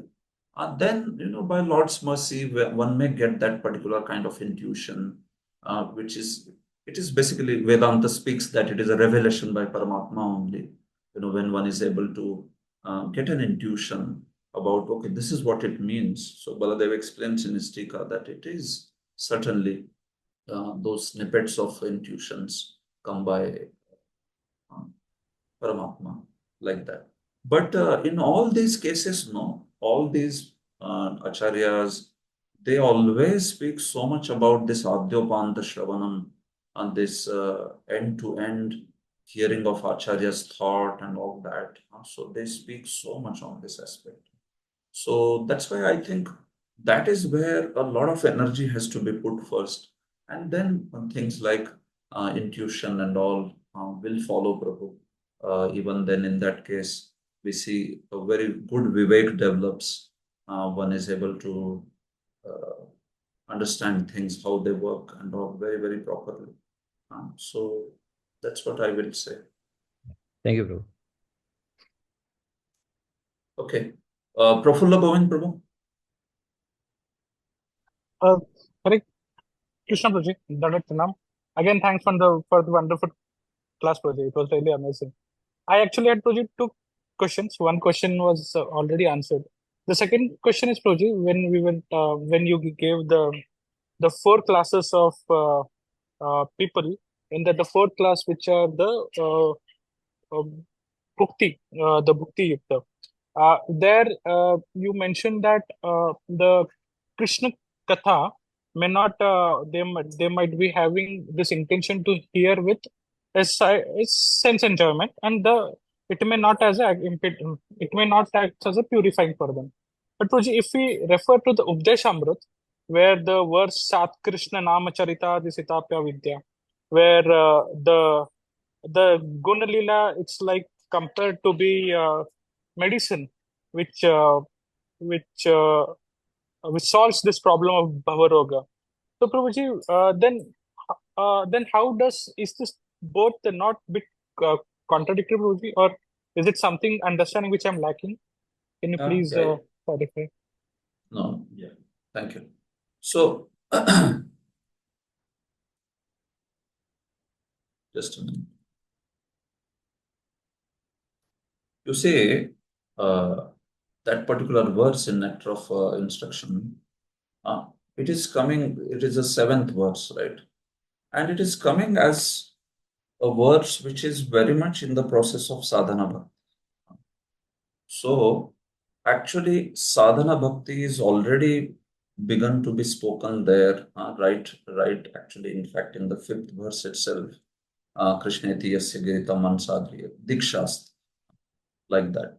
So now here, when you talk about this text 7, it is talking about the sadhana bhakti aspect, Prabhu, because it is also speaking about kintu adarat anudinam khalu sayeva jushta, adarat, right? So syat Krishna nama charita, it is showing, Prabhu, all the bhakti rules and regulations already involved in it. It is not talking about somebody who is not committed himself to the bhakti process. No.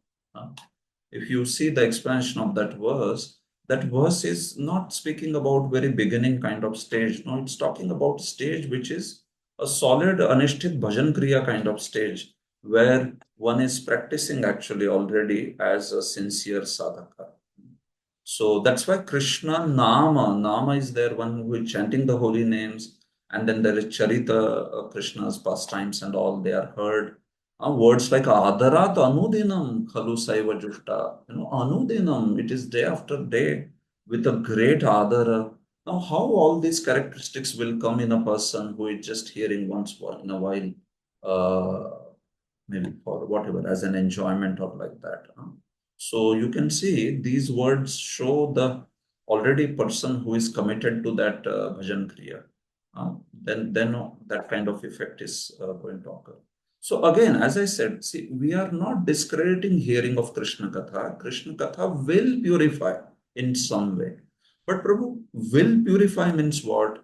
The way, the pace with which it acts in the life of a devotee, it will not act like that when you are hearing it only for the sake of enjoyment. If somebody is hearing from just a professional reciter, or one who himself may have that kind of attitude of just hearing it for Raj Kanand, only for the enjoyment. So, right, so that's the point. Krishna Katha has its effect. All obviously it has. Bhagavatam second verse is glorifying even if somebody is shushrushu, just desirous of hearing. That's it. That's the minimum qualification. In fact, even before that, you can hear Vishwanath Chakravarti says one need not be even shushrushu. One need not even desire to hear. Even on that platform, one is adhikari to hear Krishna Katha. But then a better adhikari is one who is desirous to hear. Still better is one who is not only desiring to hear, but also following the process by taking it to bhajana kriya, proper adarat anudinam khalu saiva jeshta. So those words like adarat anudinam syat krishna nama charita, they show that this is a serious candidate who is practicing bhakti. So we may encourage everyone to hear Krishna Katha, but once somebody comes to hear Krishna Katha, then we also encourage them to practice bhakti. Then that Krishna Katha will have desired effect and also very quickly.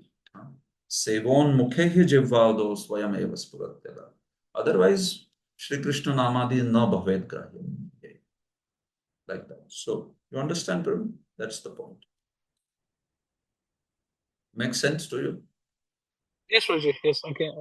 Thanks for the elaborate answer, Prabhuji. Thanks. Praladanand Prabhu and Mahatseva Prabhu. Then. Dhanvat Pranam Prabhuji. There are three slokas which came in mind, and partly some of them have been explained, but I want your comment on that. One which always comes to my mind is that of Bhaj Govindam, where Bhagavan Sankaracharya, he is explaining Bhagavad Gita Kinchidita Ganga Jallab Kanika Pita. Sakrudabi Murai Samarcha Kriyatan Yasya Yamena Charja. So anyone who hears, does he bypass dialogue with Yamaraj, or he still has to go that? That's number one. And the other one is Bhagavatam slok, which says, Snurvatam Sradhaya Nityam Chestitam Kale Nati Dirghena Bhagavan Visite Radhi. And then he says, Pravishta Kana Randhrena Bhavam Saruruham Dunoti Samalam Krishna Salilasya Yatha. So those slokas give me so much solace, because, I'm afraid of all my wrongdoings so far in my life, and I don't want to face Yamraj. So, I always take solace in those. But as Narayan Paras Sarve, Kutaschana Bibhyati, I don't mind, but still, there is a fear in my head like that. So please give some kind of solace here, Prabhuji. No, why you should be fearful, once we accept the process of bhakti, sarva dharman parityajya mamekam sharanam vraja aham tvam sarva papebhyo mokshayishyami ma shucha. So Krishna is ready to take care of all prarabdha, everything once we surrender unto his lotus feet. So the whole process of bhakti is that, Prabhu, where we are accepting initiation and surrendering unto Krishna. So with this particular process, Krishna will certainly take care of all the sinful reactions. So for those devotees who take to the process of bhakti, those who chant the holy names of the Lord, they don't have to see the face of Yamadutas at all. We may not be, see, we may have to take another birth, but the Yamadutas, their face a devotee does not have to see. Now, in some very exceptional circumstance or some sort of some lesson or something in life, you may hear about some incidents where somebody, even a devotee, saw Yamaduta or like that. But that's not how, like the Shastra speaks. In general, no, like that. This aspect of once somebody chants the holy names of the Lord and all, such a person, he doesn't have to. So, what to speak of a devotee who is practicing Krishna Bhakti, like so seriously, daily chanting the holy names and all that. Two things are said to be fixed. One is the no seeing Yamaraj or like that. And Prabhupada explains in the explanation of Neha Bikramana Shosti that even the human birth is fixed. One will not go to the subhuman species, animal species or like that. One will be saved from that kind of destination. So, yeah, but one may still, because if we are not pure, we may have to take another birth. In Brahmin family or in some yogi family, it depends on how much we have made the advancement. We may be born in a devotee family or in family of Brahmins or family of aristocratic people. So for the devotees, Prabhu, those who are chanting Hare Krishna, it is like heaps and heaps of sinful reactions are burnt away completely. So we live with that kind of faith, especially chanting Hare Krishna as a committed follower of Krishna and Guru Shishya Sampradaya. There's just no question of these things coming into. Only, something like terrible Mahat Aparadh is done or like that, Krishna may punish in a severe way. If one ends up doing a terrible, terrible Mahat Aparadh, so we none of us will go on that track, right? So there will obviously be protection by the law. Thank you very much, Prabhu. Dhanvat Prana. Mahatseva, bro. Yeah. Hare Krishna, Prabhuji.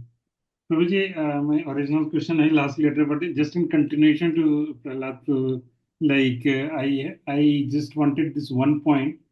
Also, if you can enlighten on that, is about that one of the namaparad is naam ke bal pe paap karna.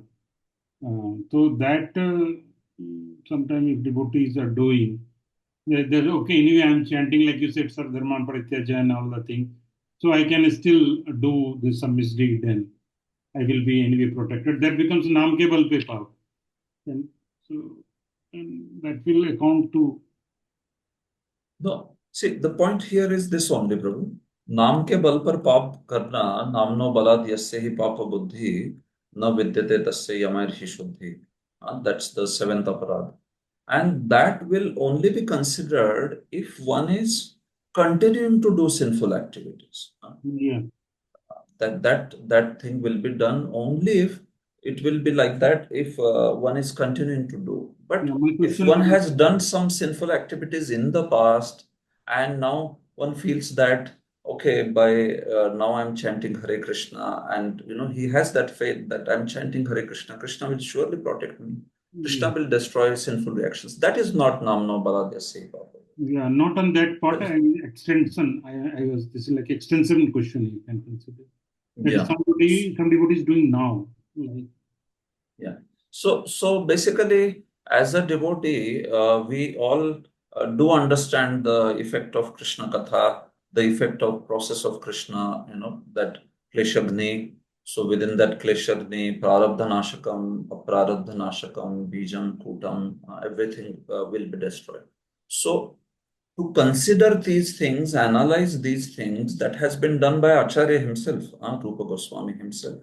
So we also consider, understand these effects very well, how bhakti destroys all the sins and the sinful reactions.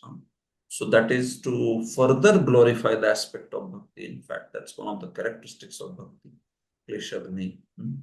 problem will be when one develops a mentality that, okay, because sins are easily getting destroyed, so I can continue my sinful life, or I can,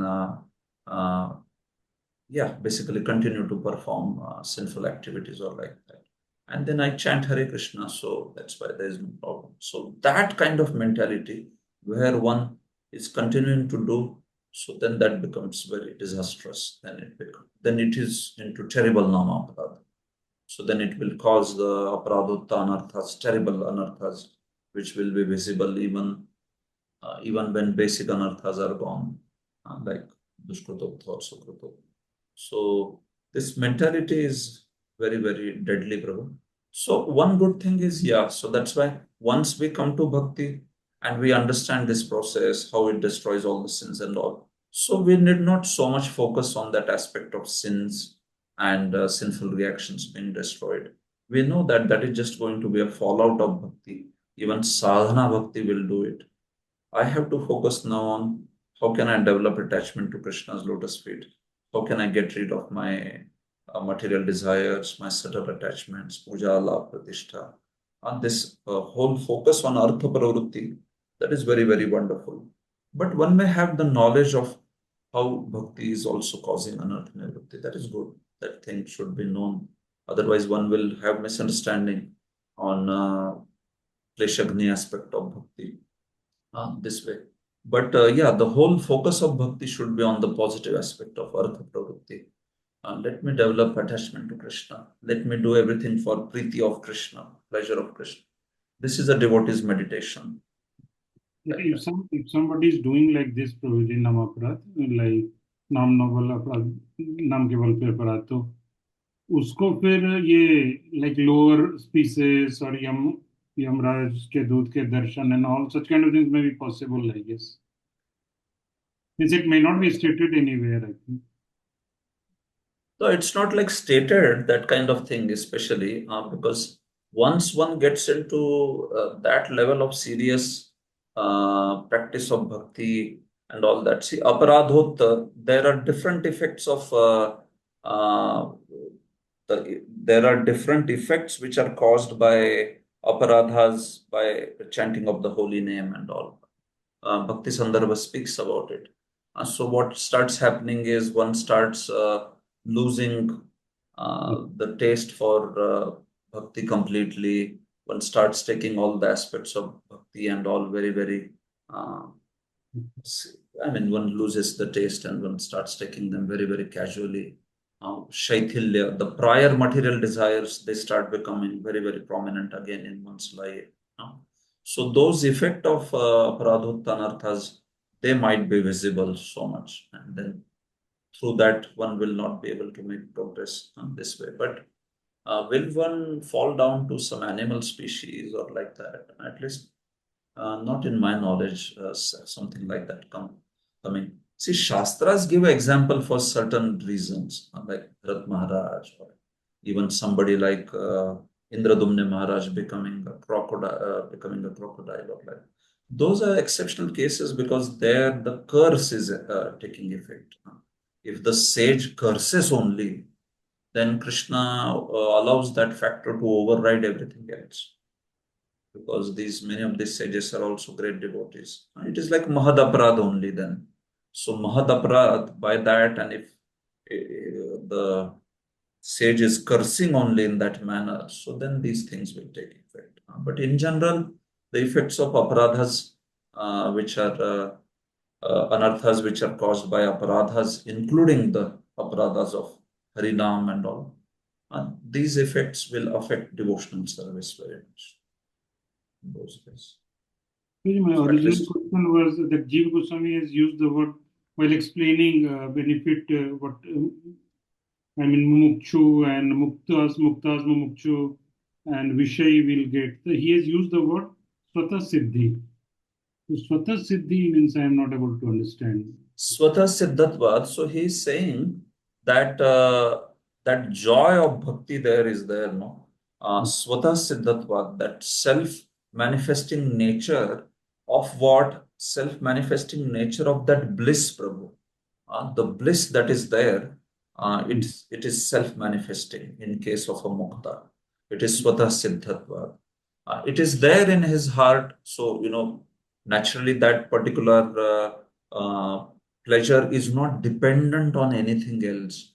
When it comes to mumukshu or vishayichu, unless and until they hear from someone, they are not going to feel that inspiration or joy or anything. But yahan pe it is self-manifested joy.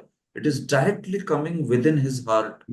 So that's why Upagiyamanat, it's very, very spontaneously. They're constantly singing.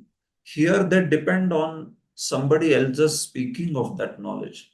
And that's why Shravanasya Pradhanya, and in first case, Ganasya Pradhanya. So he connects it to that Ganam and Shravanam because of Swata Siddhatva, a self manifesting nature of that bliss. This is very important. Now it is like more clear. Thank you, Prabhu. Yeah. Best thing would be to read that commentary line by line, but in our sessions we can't do that. Otherwise, all your specific questions will also be answered.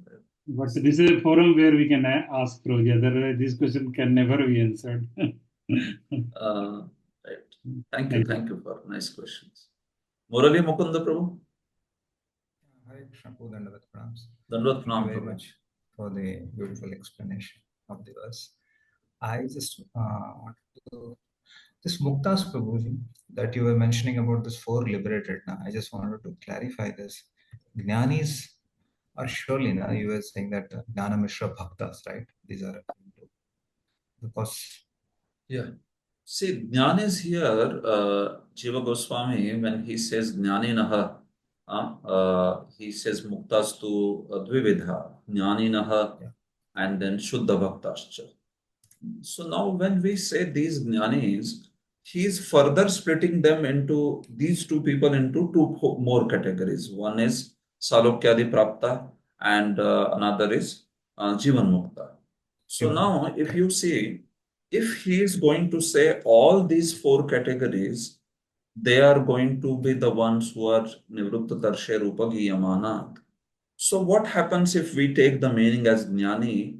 The Salokyadi Prapta Jnani will be actually one who is, if you can say, such a person basically will be not the one who attains liberation as Sayujya, because it is clearly saying Salokyadi.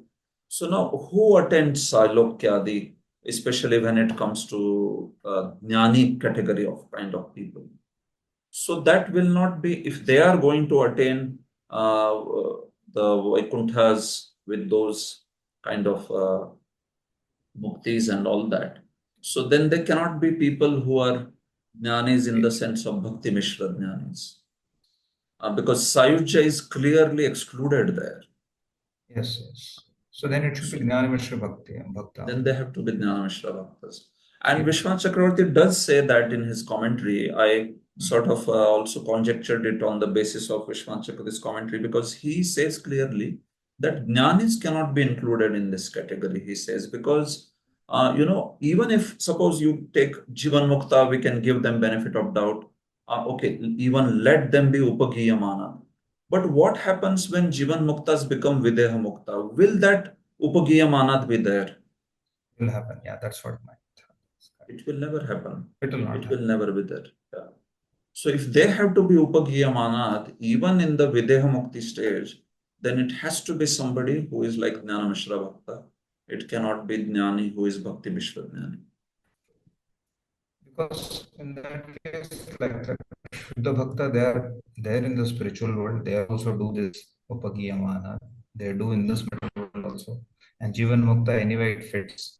And Salokadi Mukti Prapti, that what is those who are achieved in the sense they are already in the spiritual world.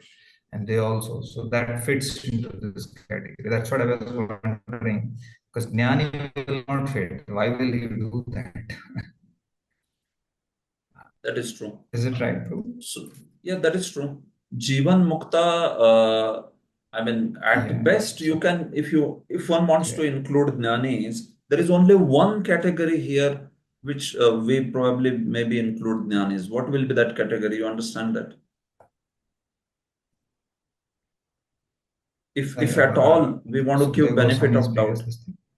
yeah, Like, that's okay. But in the 4 categories that Jiva Goswami is mentioning, Yeah. only one category we can allow Okay. jnanis, they will be upagiyamana. And which is that category? That is Jivan Muktas. As Jivan That is only Muktas, category. That's what I meant. yeah, as Jivan Muktas, those jnanis may be seen as, hearing Krishna Katha and not hearing, but singing Krishna Katha delightfully, and they are singing and all that. But you tell me, as soon as they become Videha Mukta, means they are going to achieve Sayujya. So will that Upagiya Manat be there? Again, will not apply to them. Correct. It will not apply. So that's So why Jivan that Mukta will also actually will be lower bhakti only, right? your voice is very much Yes, breaking, bro. Voice is breaking very much. Is it okay now? It's better now. What was the last thing you said? Yes, Puji, you can continue. No. What was the last thing you said? No, yeah, that means like in the Jivan Mukta, only the devotees, actually the bhakta only fits there. Yeah. Basically, that category of liberated souls, you can apply only to Kevala Bhaktas or these Gyanis. If Jiva Goswami has used Or- that term, you will have to apply them to more like Jnana Mishra Bhaktas. Right. Yeah, exactly. So that is clear. Yes, Prabhu. So another small thing is with respect to this Vyadha, I was little conjecturing that. One side we see that like sometimes in the scriptures also, because we were seeing that he hardly has emotions if we see. Whereas if you see from like for his own family members, surely he carries emotions, right? Sometimes I wonder. Whereas like if you see even Bragari and all those things, they were also like practically in a butchering situations. But as soon as they got opportunity to hear from Narada or this thing, they really took up. So I was just wondering because bhakti is such a wonderful process, and we have heard that there is no qualification for his entry. But why is such a strong thing for a vyad if when it is not a criteria actually sometimes? So, No, so that's how when we looked at the various meanings of Vyadha, yeah, we are trying to understand that mentality that they are speaking basically. exactly. So if one is by Vyadha, Jiva Goswami, he's speaking about a typical butcher-like mentality where one is just completely dead to the emotions. So now if somebody is a butcher and you may see such a person also, maybe having some emotions and all that. That is there, agreed only. As a human, one will not be devoid of emotions. But especially for understanding Lord's Leela and all that, the kind of tamoguna that is there, Prabhu, in someone like a butcher is very heavy. And with that tamoguna, to break that covering of tamoguna and inspire somebody to become a devotee, it may be very difficult that way. So under that tamoguna, rajoguna, obviously the attachments also will be there. He is not like a dead stone or something. But to be able to understand Krishna Katha and appreciate it, that's what he is comparing. No, he is comparing to be able to, Krishna Katha's taste. Who will be satiated? Who will be disinterested? So such a person who is very much dead in those emotions, it's quite likely that he will be disinterested. What happens with some people like Mrigari or others is like you have to see the one who is giving mercy is also like very special. No, he is Narada Muni. So now for Narada Muni, what is not possible? He can just by his glance he could transform hearts of people. He is so powerful. So we see that these effects are shown in Shastras, but then there is this very important lesson also of who is causing that transformation. It's somebody like Narad Muni. So if it was some other person, probably that kind of effect, it's not possible to accomplish. So Vyadha, that mentality is being addressed very much. One who is complete tamoguna, dead to the emotions, like that. So such a person is very difficult for them to understand.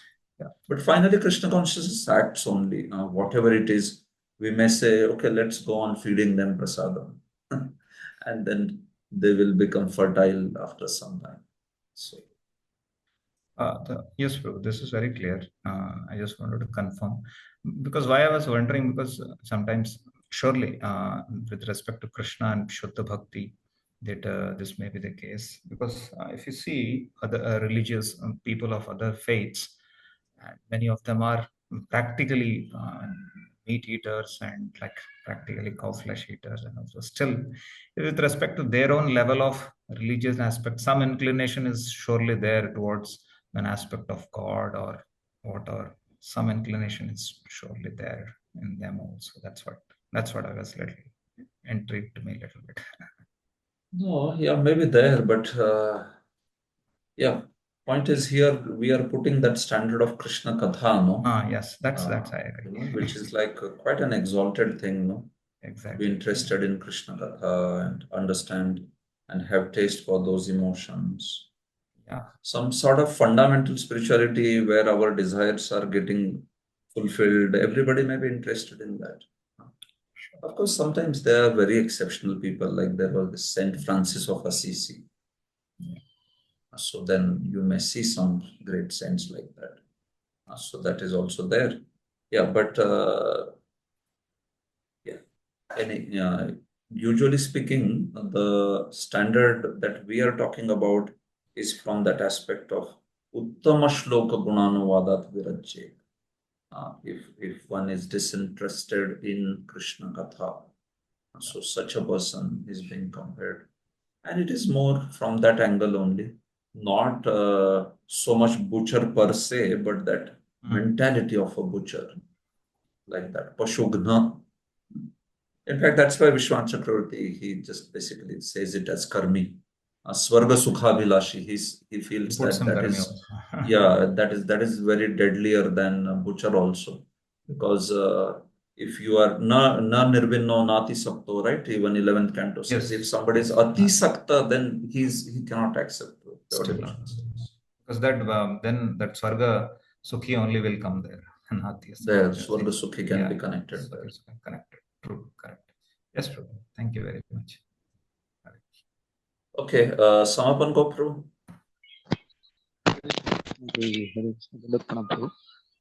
Just wanted to clarify, Prabhuji, since it is coming in this context of 10th canto, so does that verse is referring to only Krishna Katha, not any Avatar Katha? Is it correct understanding? It is about Krishna, because then only it can act as for even Manobhidamat and another Aushadhi and so on. So is it only Krishna Katha as, or it can be incorporate everything else also, other avatars also? So it can, Prabhu. Why not? It can incorporate other avatars also. Because if you see, the next verse talks about like this glorification is of samanyataha uttama shlogunanuvad, meaning samanyataha the glorification of Lord is being done, and visheshataha is next verse. So visheshataha, in that he says that why I want to hear Krishna Katha specifically, because Krishna is our Lord and He is the one who saved me. He is the one. So there He expresses that that specificness of wanting to hear Krishna Katha in next 3 verses. Asmat Daivatam, because Krishna is our Lord. So I want to hear about Him. Unlike that. But here in this shloka, Uttama Shlok word has been used. And as I went through the commentaries, I did not see anyone just connecting that Uttama Shlok to Krishna, not to the other. Ashraya in general, we understand Ashraya is pure glorification of Sri Krishna, especially the way we understand in Bhagavatam. But it can refer to that Bhagavan feature, no doubt. a pure glorification of Bhagavan. But Ashraya, Samam Bonam, here already by Vishwanath Chakravarti and all of them, even Sridhar Swami, they have declared in the beginning that it is here primarily talking for Krishna. So, Uttama Shloka Gunanuvadat, at least the way I went through commentaries, I didn't see anybody keeping it exclusively for Krishna. Pure glorification of the Supreme Lord, that's how we should see. But what Parikshit is interested is in Krishna's glorification only, that he will say in the next verse. He wants to hear Krishna's pastimes only. Yeah. Yes, Prabhu, in Acharya's point of view, they have not singled out Krishna here explicitly. That's what you're saying. Correct. However, if we see the context, then because Parikshit has glorified all other kathas before also, isn't Yeah, it? he has. In the sense, so many places he has glorified. But that And time, especially such. next three verses, he will say also very clearly that why Vishesh Jigyasa about Krishna only. Because in general itself, Krishna Katha is so glorious, or Bhagavad Katha is so glorious. Then what to speak of now Krishna? Because I owe so much to Krishna, he says. So I Yeah, want that to hear. gratitude. Yeah. I was just thinking, bro, Manobhiramat now, Vishnu's, which Manobhiramat? Like, Krishna is dancing with gopis, Krishna is stealing butter, Krishna is playing with cowherd boys, and Krishna is bound by Mother Yashoda. These things are quite relatable and relishable by some people, right? Because it's quite relevant for them. But when it comes to, of course, Mahavish, other Vishnu Lila also are like that with Lakshmi, but very few, na? Rama, Rama Nrsimha Ramakrishneshu Shadgunyam Paripuritam. So if the Ramachandra's Leela, they are there, no Prabhu? They are quite Shrotra Manobhirama. They are very, very nectarian. Sri Ramachandra's Leelas. And also Nrsimha's Leelas are considered very nectarian. But especially Ramachandra, I can say that in terms of this sweetness, madhurya, nectar, madhurya in the sense of nectarian. So it is very much nectarian like that. So. Yeah, Lord Rams can be there. Yeah, others are more or less Aishwarya only, na? They cannot be relating to the humans so much because of means No. they can relate, but the people like Karmis who for them. Yeah, like even Vamana's Leelas and all, they are also quite wonderful. In general, yeah, Uttama Shlok has not been singled out, so I think we certainly can apply. Certainly. But now in this context, in this canto, certainly the topic is Krishna. So. Okay. Okay, Prabhu, thank you. Thank you very much. So I think we can stop here.